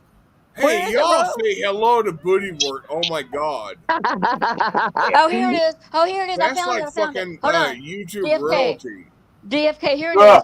My apologies. She didn't delete it. She said, "Oh, hold on, D-Ban." She said, "Oh, she's a look at the good we do as white people type." What people time is that a reality? She said, "Oh, she's a look at the good we do as white people type." And whatever BK means, whatever. Look at the good we do as white people. BK. What do you mean good? It was a mutual thing, traveling. So I don't know what you're talking about, Rogue Nightmare. Come up and explain yourself if you want to, coward. Well, right, so I probably can. So see, here's like the real thing. Rogue Nightmare, a very, very long time ago. Yeah, come on ago, up, Rogue. a very long time ago. Come on up, bro. Made the comment that I was her ride or die. I bet you won't. I was her ride or die. Come on, Rogue. Come on up. I bet you won't. And now, I thought she unsubbed me. You've lost because you're already calling names. Oh, she's lost already. She put a comment on one of my recent stuff saying that I suck. And I responded with like, well, yeah, but not on the first date. Yeah. And I already apologized to you, Rogue. I said it's there. I apologize. It's there. I apologize. And I'm not looking to fight with anybody. I'm really not looking to fight with anybody. But yeah, there are some people now as it stands right now, I could get in a fight with. Rogue would just come here and call me the C word. That's I could get somebody call people names. Deadlocked on fucking radar and fucking focus on me. But I'm not looking to do that. I'm not looking to do that. She's one of the person that it makes an excuse for her behavior, saying that she's got autism. Okay. I've got autism. This is why I act like the way I do. Okay. I don't know. I don't know if she does or not. But she's the type of person where, I mean, I've seen her on panel, and I think she drinks a lot, and I know she cusses a lot, and she calls people names. Okay. C-U-N-T a lot. She's like a human being. Oh my God, fucking forbid. God forbid somebody be a fucking human and drink alcohol and it's react fine. to You the drink all you want to. She can drink all she wants to. But listen, in Australia, drop the link, DFK. Is a common Come word on up, bro. I bet you won't. that is used just like we use the word fuck, except we use the C word. You know what? Well. The point being is, I don't. In our culture, it's not offensive. You don't win arguments name calling. Place, and manner. You don't win arguments name calling. If I say, "G'day, you old cunt," I'm saying a lady. Hey, D-Ben, you got your brick. If you're my enemy, I will deliver that in a different way, and I'll say, "You cunt." That's fine. I don't have any problem with that word. That's not offensive in my culture. That's fine. What, DFK? D-Ben, you got your needs for tonight? Your needs for being broke up with somebody? You got that figured out yet? I just simply want to know why. Or do you need more help? Connection with indigenous culture, because black fellas. The thing is, the more that we hold on, Greg. The more that we continue talking about all this, the more that she got agitated. The more that she kept saying that D-Ben was deliberately mispronouncing words. And the more this went on, the more and more she got agitated. It's like, if you don't like it, then leave. And the more negative that she you know what? Y'all just don't seem to fucking realize this is my panel. You're right. Y'all just fucking lose sight of that. I am a very forgiving fucking individual, and I will let people walk all over me almost every fucking time of my life. But you know what? You gotta fucking realize this is my panel. What did I call you, Cindy? And when I start speaking, shut the fuck up. Shut the fuck up. I'm sorry. Rogue Nightmare. Rogue Nightmare. I'm calling you out. I'm calling you out. I'm calling out your little bitch ass with all the fucking big balls. What I call you, Cindy? Tell me. This, that, the other fucking thing. I'm calling you out. Your balls are as big as you claim they are, then step up. Come up on panel. Cindy with a fake cancer. Otherwise, shut the fuck up. Completely shut the fuck up. Because talk about big balls only goes so long with me. And then it fucking dies. I'm up here. I got somebody on my panel that's not normally on my panel. That would be D-Ben. Oh, D-Ben's wow. at a rough point in her life. She's in confirmation. She's in confrontation. She needs help from friends. Exactly. And I wasn't trying to be any kind of way. Stepping all over that. And here's the thing. I am not reading chat. I can't see chat when I'm on a panel. Otherwise, I click down to chat, and then I get lost because I'm on my phone. So I cannot read chat. But believe me, I'm not trying to be no kind of disrespectful Like, I'm being honest. I've shared something that I have never shared. She's not ever. coming up, DFK. She said, "Make me bitch." D-Ben. Okay, whatever. Don't D-Ben. even pay her any not to attention. you. She said Don't DFK. pay any attention. Yeah, Rogue Nightmare will probably never come on my panel again. I don't blame Karen her. fucking Teed. She will She's probably been never she's come been on my negative the panel whole again because time. she ain't got the It's fucking like balls. the only advice We don't have the balls. if you present yourself to indigenous fucking group, I was not being as a social disrespectful worker, at all. the chances are you're going to get your jaw broken. You weren't, D-Ben. You were just trying Because to you're work it another out. white fella that comes along and thinks they D-Ben, know better and how to make it good. And that's what pisses Oh, everyone hey, this is my panel. Shut up. Yeah, No, I'm just let him making my finish. point. D-Ben, I got you. What, DFK? I wasn't being disrespectful. I'm gonna give you a legitimate reason to fucking break up with me to make you feel better about yourself, okay? I'm up here on my panel. You are a guest on my panel, and I'm telling you to shut the fuck up. How much more reason do you need to say no? I'm fucking done with you, and call it quits, and say no. I'm breaking up with you. So you're trying to deliberately force the woman away from the channel? No.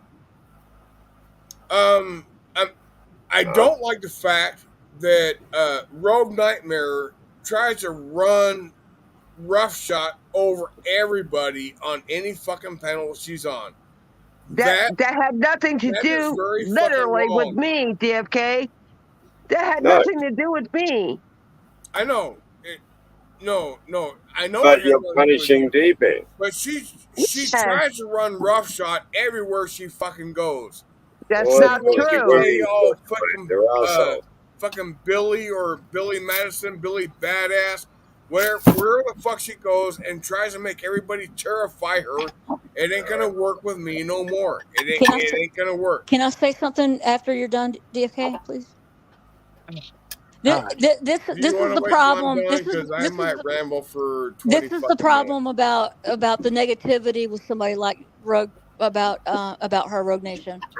This is the problem. It Rogue punishes. Nightmare, not Rogue Nation, because Rogue Nation is a channel, and I'm sorry, Rogue, whatever, Rogue Nightmare. Yeah, Rogue Nightmare. Okay, this is the problem with people like Rogue Nightmare, and people that know me for a long time. They know I like to get my chat involved, and like I with Brian, I like to read chat and I like them to get them involved. And she punishes people in the chat because it forces me not to want to read chat because of the negative people, and so it punishes other people like Brian to get them involved in our conversation because they have a lot to say and they want to be involved in the conversation, people that don't come up on panel. And so it punishes the other people because then you get to the point where you don't even want to look at chat because of all the negativity, because it just makes you mad, and and things like that. And that's what she's done. She's disrupted. Excuse me. She's disrupted the whole panel. I'm sorry. So it punishes other people that really want to get involved in conversation. Yeah, very good. And that's not fair. Sorry about. Indigenous Australians have suffered greatly at the hands of European Australians. And so they don't tend to react very well to European Australians offering an olive branch. We were trying to talk about that. And they tend to react badly. Like I said earlier, the analogy that the worst thing a European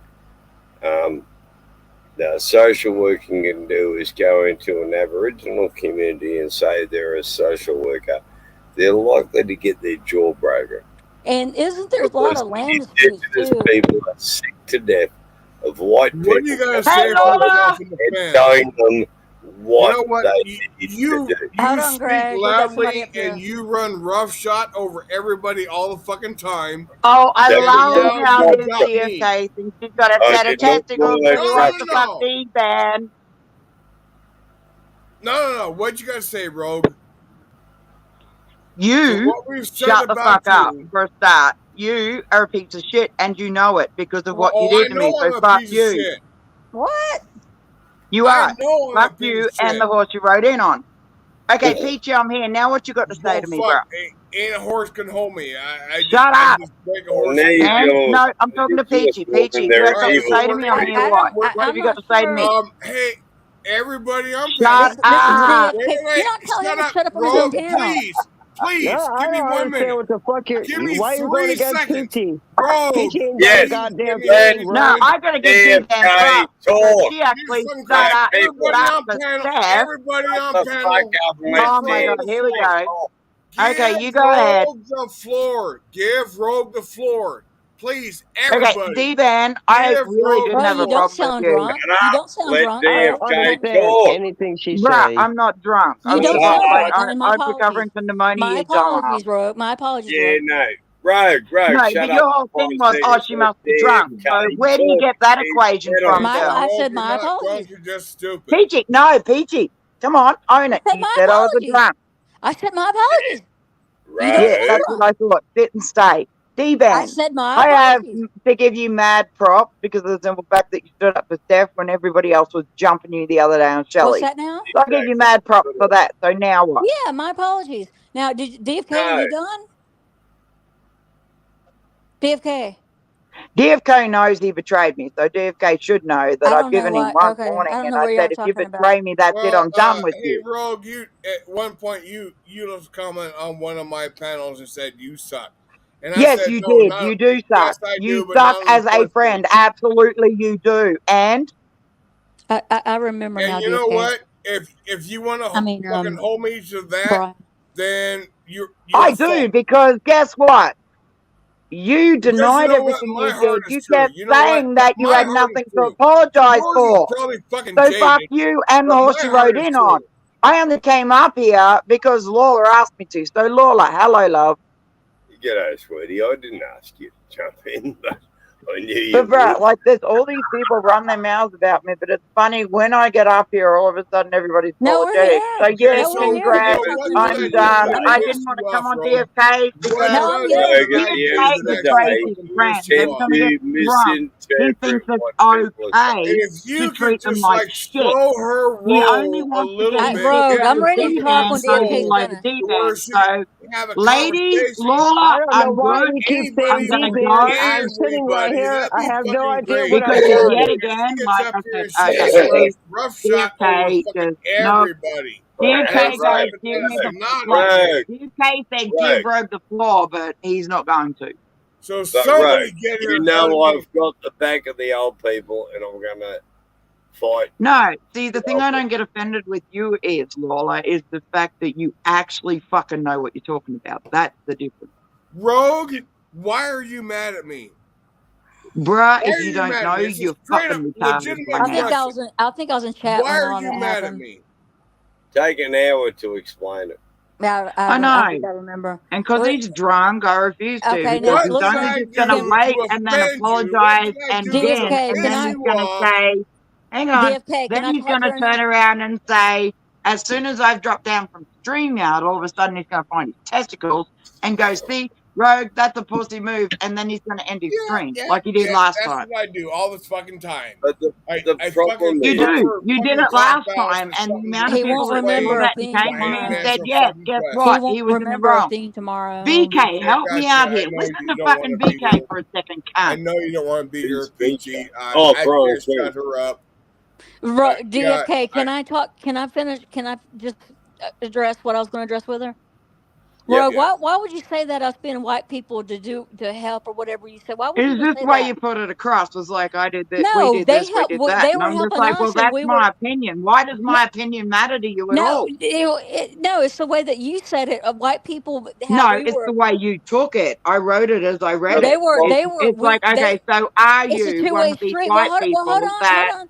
Oh, okay. Well, they were helping. They opened up their homes to my parents. We opened up our homes to them. So we helped them, and so they why helped mention us. it at all? I'm confused. Huh? Yep. Why not just say, yeah, my parents hung out with them, they hung out with us. Yeah, that's what how it was, and it Why was not? wonderful because Why did you because my parents got to the travel. first thing you said was we did this. That confused me. Because my parents because all I remember is my parents getting to travel first, and then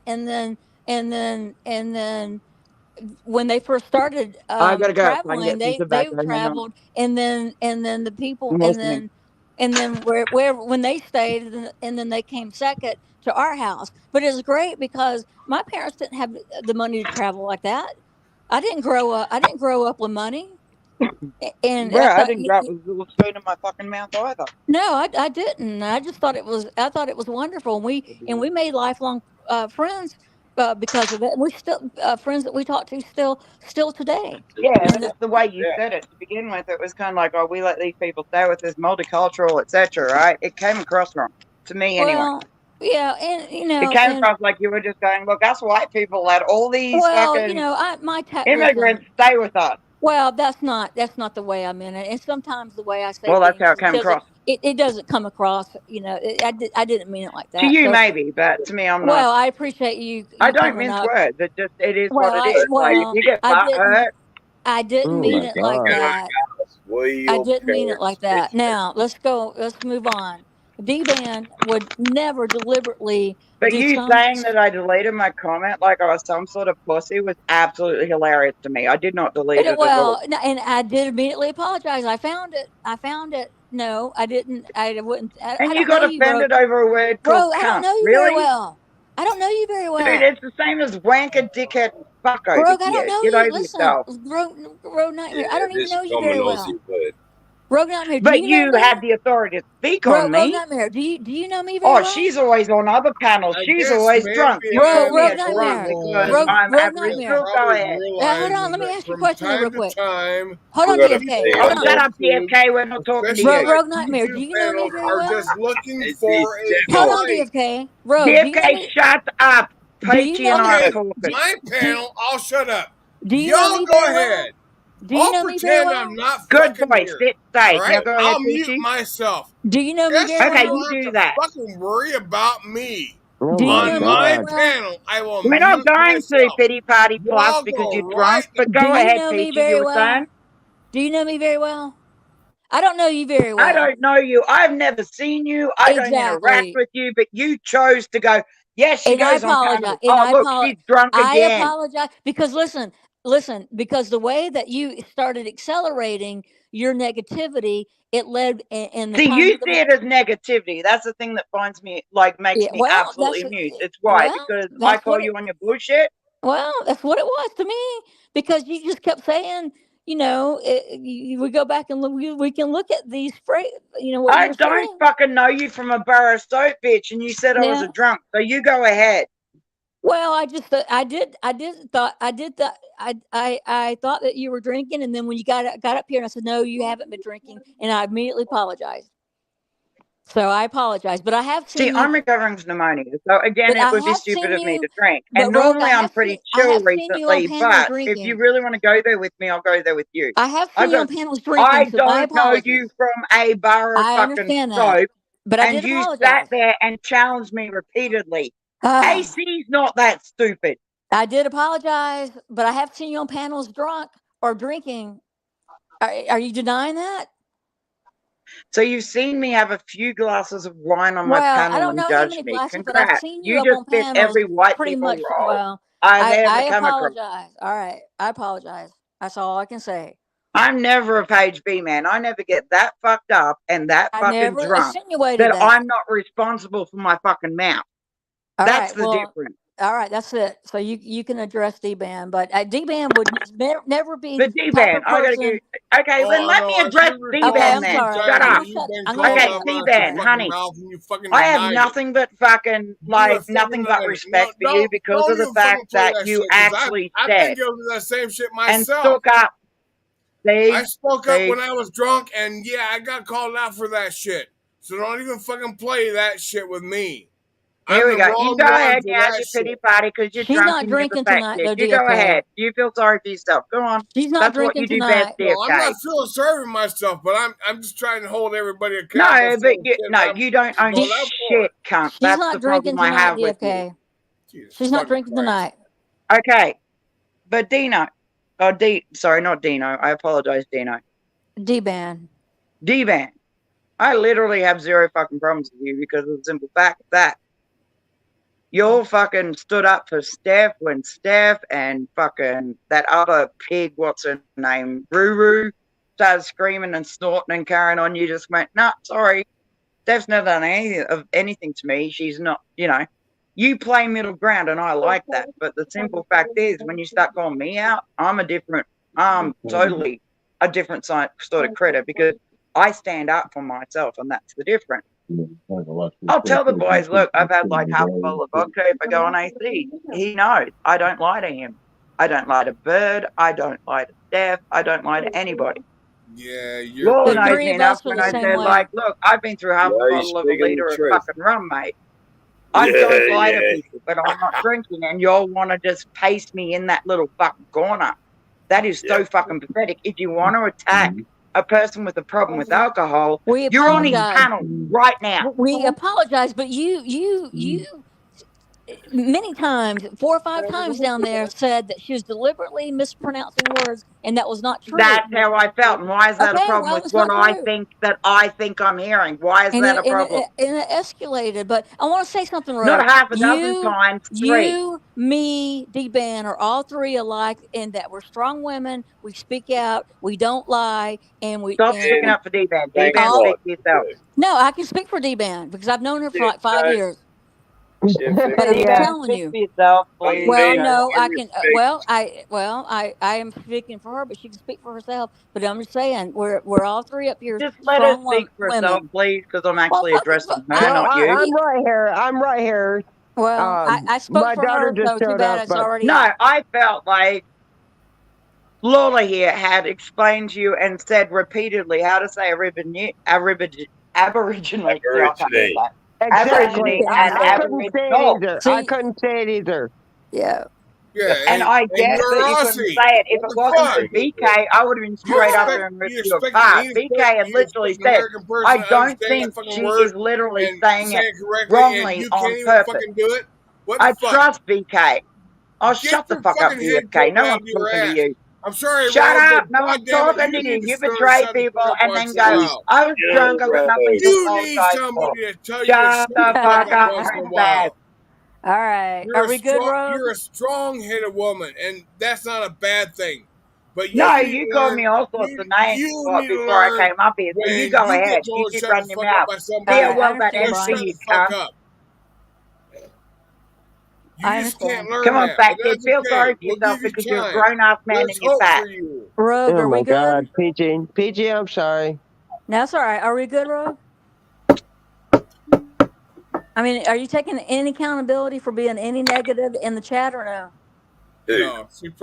Why can't I speak my mind? You don't believe in free speech. Okay. Why does it offend you? I'm taking accountability for my actions. I do. I try to take accountability, but I'm just asking. But are we good now? I apologize for insinuating that you're drinking. Oh no, I really don't know you, so I'd have to see. I mean, are we good as far as what was insinuated? Yeah, absolutely. Okay, all right. Well, fine. I'm not asking for it. I don't give a fuck. But like for DFK to be up here running his mouth, I'm just kind of like, can't. All right. Shut the fuck up because you of all people should know what you did. And then when I had you on my panel and I replayed what you did, you were going, I had nothing to apologize for. I was drunk. Who are you talking about? Dude, I've never been that drunk that I have fucking hurt somebody or put this shit out like that before. Who you talking about? DFK? I would never hurt somebody like that. Who you talking about? Not on DFK? purpose. He did. And now he's sitting here going, I'm trying to make amends. Okay, great. You're trying to make amends, but at the same time, you're calling me all sorts of names, cunt. So, and you're not taking accountability at all. You didn't take accountability until AC and Steph said what you did was fucked up. He won't remember this tomorrow, bro. You gotta shut the fuck up, for me to do that. Am I No, correct? you don't. And I'm You done got with to people shut like the fuck you. up I seriously, and let the me only take reason I came accountability. up He here won't I was will remember because this own in up the the to girl called morning. me everything out, I've so fucking I'm out. done. Did you hear me, I will Rob? own up to it if you shut up to give me a chance to fucking do it. Okay, tell me what exactly you're owning up for. That will prove every point I've got to make right now. Do I have the floor now? Cricket. Hey, Swag. Well, give him a chance. All right. Hey, Swag. All right. What are you taking accountability for that you said that was so fucked up and so fucking wrong that you, on my panel when I played back to you, said, no, I got nothing to shut the apologize fuck for. up Wasn't and until listen. Steph and AC stepped in and said, you fucked up, DFK. That was the only time you had the point to go, I'm sorry. It's only because those two stepped in and said you fucked up. And All right, go ahead. What exactly are you apologizing for? Shut up and listen. Go on. What are you apologizing for? You have to shut up and listen. Go on. I'm waiting. Shut What are you up apologizing and for? listen. Holy crap. Okay. Takes a Go ahead. long fucking time to get you to do that. All right, go ahead, boy. All right, so for those that are not aware, Rogue and I have had conversations a long time ago, probably close to like a year ago. She was sharing with me in private, not on fucking line, not on fucking YouTube, not in be very careful now, boy. It was all off of YouTube. Let him finish. But Let him she finish. was sharing with me her past back in her teenage years. She was sharing information with me about that. And what did you do with that information that particular night?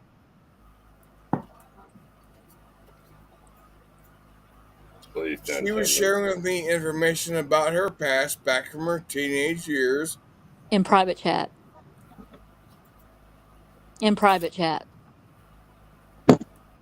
Somewhere off of fucking internet. Yeah. Where it fucking happened, I don't remember exactly. It was in, I think it was in private chat. Wasn't and see, it, this is the problem I have with you. Oh my god. The alcohol, he's not going to remember Rogue because of alcohol. No, I don't care. It doesn't matter how much I drink, I would never ever hurt someone like he did. But you go ahead, DFK. But he did the same. He's done the same thing to me, Rogue. I can't because everybody keeps interrupting me. I'm sorry. I'm gonna mute. Everybody keeps interrupting me. I'm sorry. trying to lay it out there. I'm trying my best to lay it out there.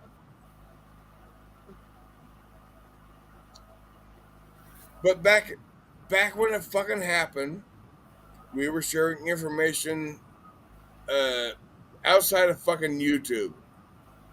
Nobody was privy to the information that was being shared.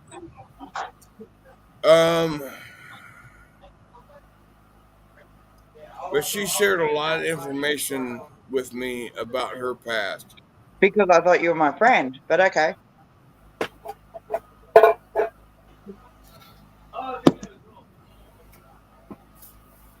She shared a lot of information with me about her past that I was not aware of. And as far as I know, I don't know how many people on YouTube know about it. It was shared in private. I went and did a panel and I made a comment about it, something, and she thought it was meant at her. No, literally, it was not a comment. You asked BK. You literally put all my shit out there. Don't try and fucking minimize what you did. All right. So, Rogue, apparently you and I need to have a discussion, and BK, did he or did he not actually just put all my shit out there like it was nothing? After I'd repeatedly said to him, okay, so you want to know where I got PTSD? I got you. Since you're my friend and you're supposedly my ride or die, I will absolutely share that information with you.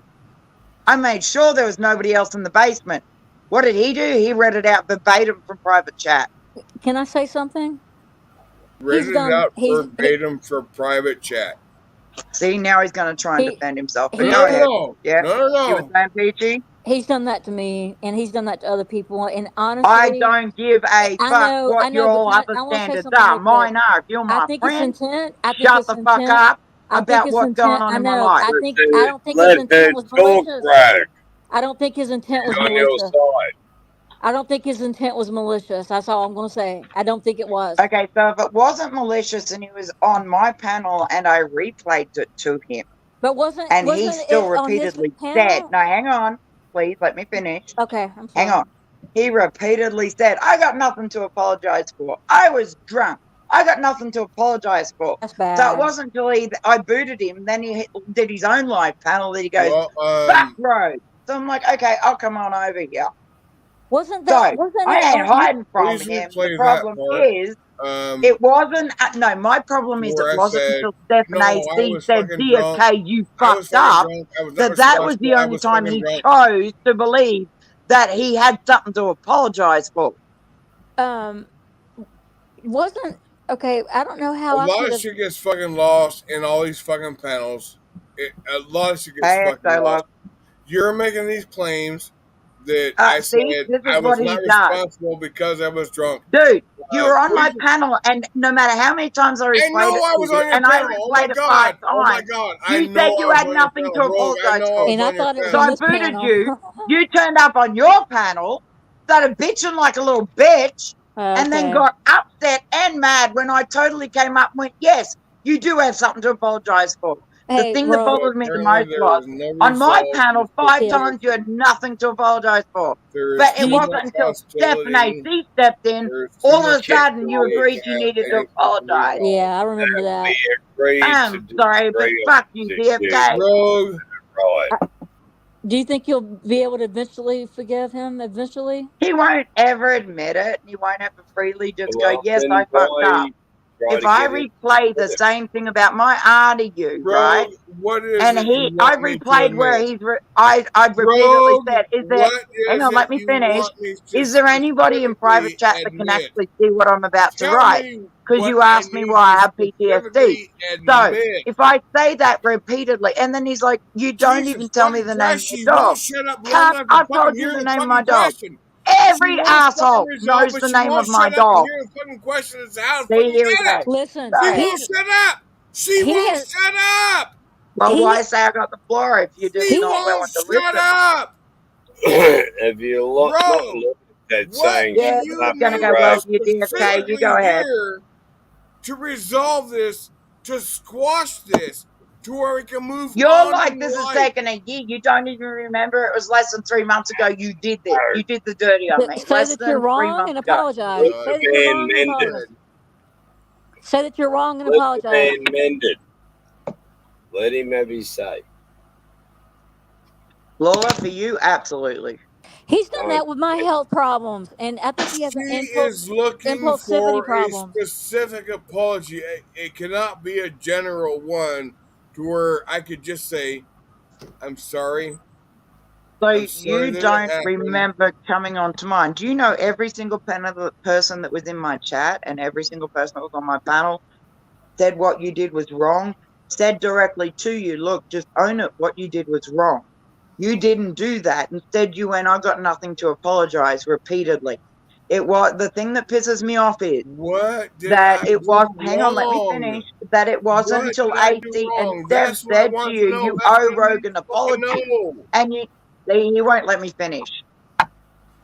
I need to know what the fuck I did wrong. Hello. You betrayed me, you dumb fuck. You put my hour out there for fodder. I got so many messages going, I deserved what happened to me because of your fucking mouth. Rogue, do you realize that tomorrow he will not remember any of this?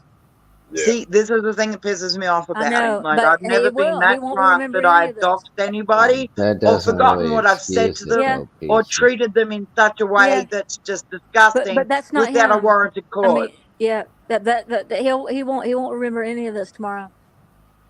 So what's the point in me taking his fucking apology then? Maybe well, I mean, before he tips the I'm just saying he bottle, there won't. I should mean, be a discussion. that's just. Hang on, XO speaking. XO, my love, go ahead.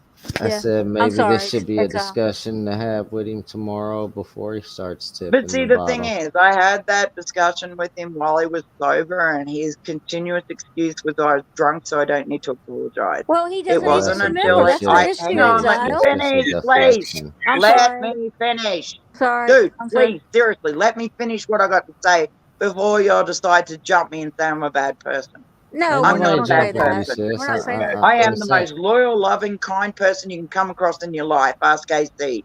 AC's done some shit I don't agree with, but I still love him because that's my friend. But do I agree with everything he does? No. Does he know it? Absolutely. Same with anybody I know. yeah, I'm and very straightforward. DFK, if Now, you're hang on, using, XO, please let me finish. This dude hopped on my panel, stone sober, at the time, and I replayed what he did, and he said 5 times to me he has nothing to apologize for. Now, the thing that got me so fucking riled up and so mad was he wouldn't apologize until Stephen AC said, you fucked up, you did her dirty, and you need to apologize for it. That's what fucked me up the most, was it took AC and Steph to point out to him when I'm playing it directly back to him word for word, what he said, right? What he did, right? He couldn't, like everybody on my panel was so mad at him because he just couldn't get it. And then literally till like he came on panel here on his own panel, he started his own show. He goes, fuck you, Rogan. I'm like, good, I got you. I'm going to hop up. Wasn't until Stephen AC said, you need to apologize because you did her dirty. It wasn't till then that he apologized. And he was stone sober at mine. He said he had nothing to apologize for on mine. But then he gets drunk and then he's like, okay, I'll apologize because Stephen AC asked me to. Sorry, but suck my dick. You know you're not the only DFK, one he's done hold that on right to. quick, Peachy. DFK. I don't care if I'm the only one. I'm the one that will hold him accountable. That's the difference. Because I was drunk is never an excuse. Exile, DFK. I Thank can't you, hear you. XO. Can you speak up, please? XO, have you ever seen me that drunk that I've ever doxed anybody? Hold on, let me try to fix Have I ever talked on private like messages and said exactly those people's names? XO, you've seen me on a few panels where I've gotten a little tipsy. That's fine. I have never, ever in my life. But you can't compare that to him. Though. You can't compare you to him, though. No, but you say that, but like, I've been his ride or die for a very fucking long time. I know you're I hurt. rode You're with very him hurt. when people treat. No, hang on, let me You're finish. very hurt. I rode with him and for him when people treated him like shit. Yeah. I've made excuses for him that now I'm apologetic for. Right? But what I'm telling you right now is BK said to me, okay, I believe he's really trying to make amends with you. So what does he do? You're a pussy, shut up, rogue, you dumb bitch, etc., etc., etc. Shut up or put up, blah, blah, blah. Okay, I'm here now, DFK, and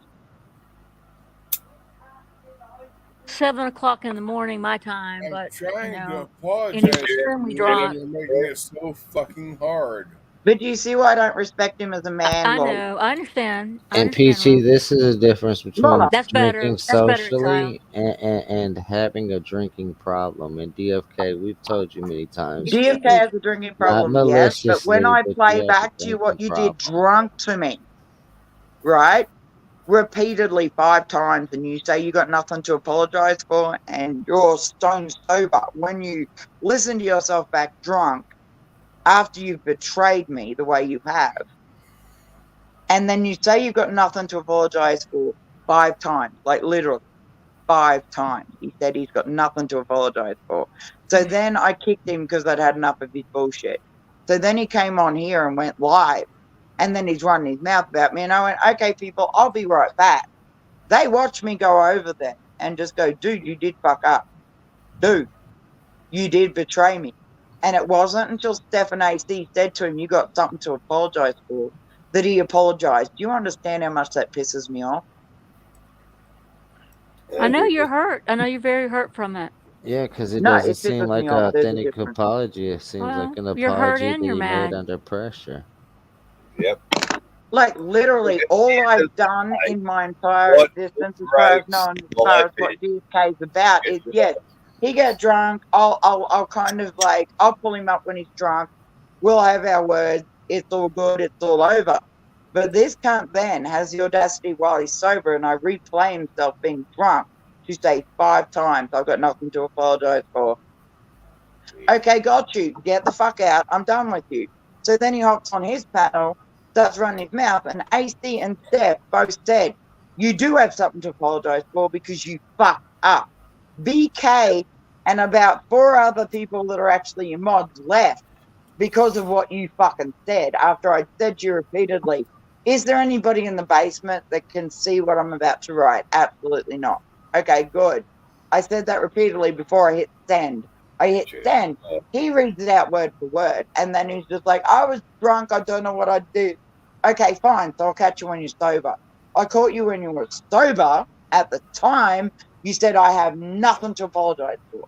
Why, you betrayed me, and hold on then a second. sober. Can I ask DFK, why would you say you had nothing to apologize for? And don't say you don't know what you did. Why would you say that, DFK? When you know you did something wrong, why would you act ignorant, DFK? It annoyed me that it didn't matter until, like, my friend Steph and my friend AC said to him, you fucked up, you need to apologize. Oh my God. But then that's when he decided to apologize. Let us have a go. Yeah. Please. All right, go for it. I got somebody in the basement, somebody new coming up. He does deflect, that's what he does. That is exactly why the overlay is over there. If they're new, don't let them up. If we get in, Right, come to wait a minute because you got some answering to do and you don't want to do it. I know I got answering to do. God damn it, I'm not fucking shying away from that. Just let you are because Izzy you're just like, up, oh, I'm Dad. just Alright, so let me drop this person that's in the basement. Hey. Let me remove fucking Izzy, whoever the fuck that is. No, don't remove take Izzy. this fucking Izzy's our overlay buddy. off.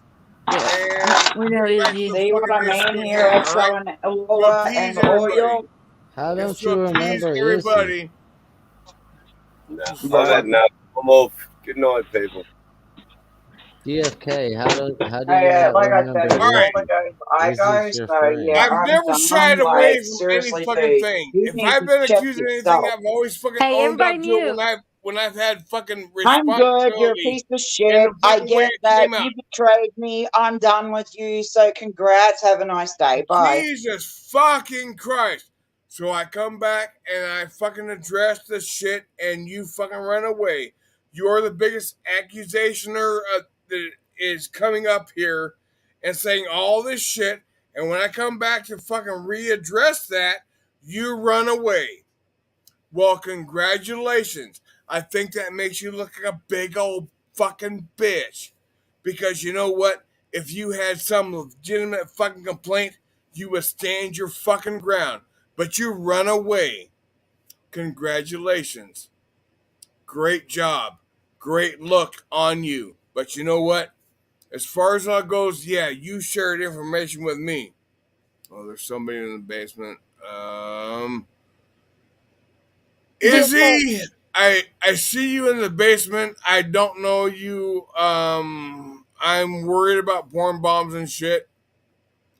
So you gotta do something to get yourself up here. DFK, as your friend, I'm gonna say the drinking's a little out of hand. You know, Izzy is one of your friends. My drinking is a lot out of hand. And he's not gonna porn bomb you. But you don't know if that's Izzy or not. You don't know that Izzy. If you don't know if that's Izzy or not. I don't fucking know that. No, don't let him up. Don't let him up if you don't. I mean, you put your overlay and then let him talk, and then you know, and then let. Jesus Christ, you guys are way too paranoid. Fucking rogue! Oh my god, See, I'm so fucking tired of arguing with you. Yes, I know you're a strong, opinionated woman, and that's what I love about you. I love that about you. And you shared information with me a long time ago, and apparently you're claiming I shared it with other people. I was not aware of that. And Hey, DFK, you mind if I take the floor for a second?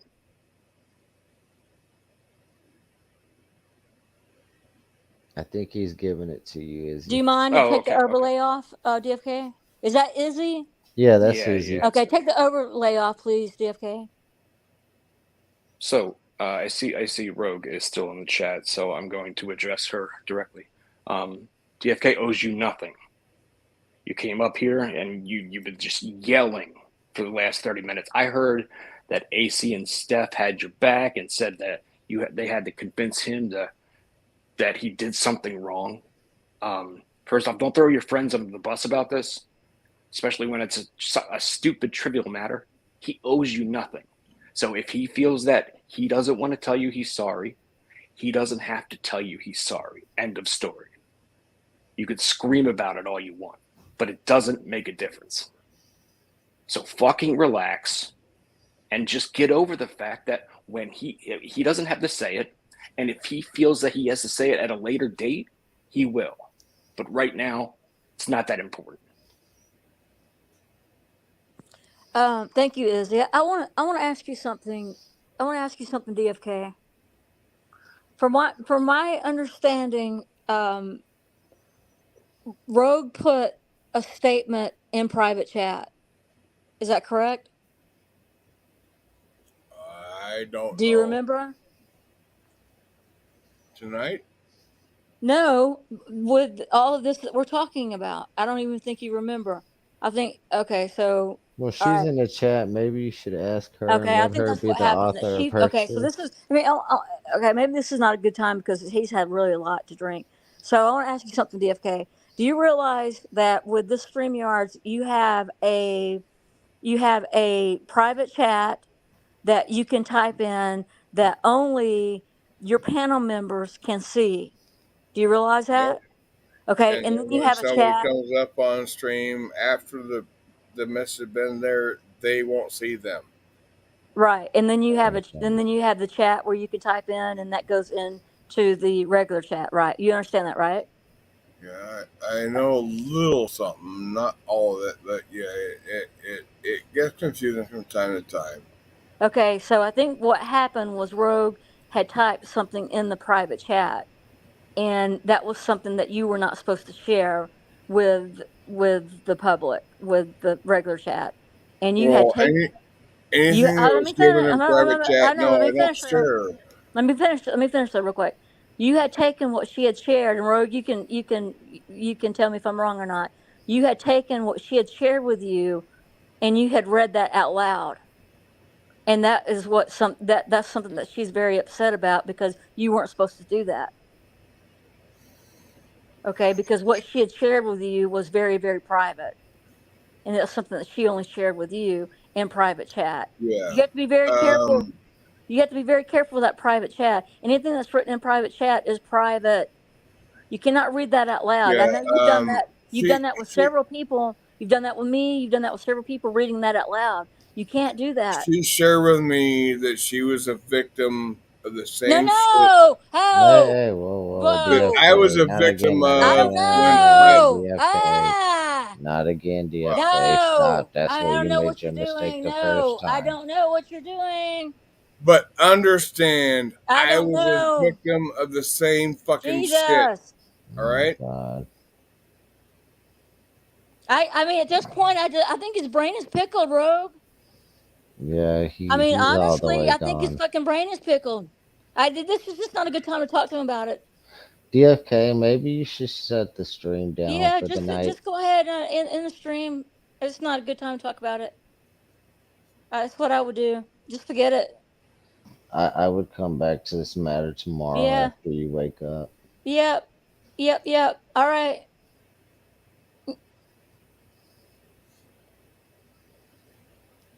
Yeah. Woo. Okay. DFK, you want to shut the stream down?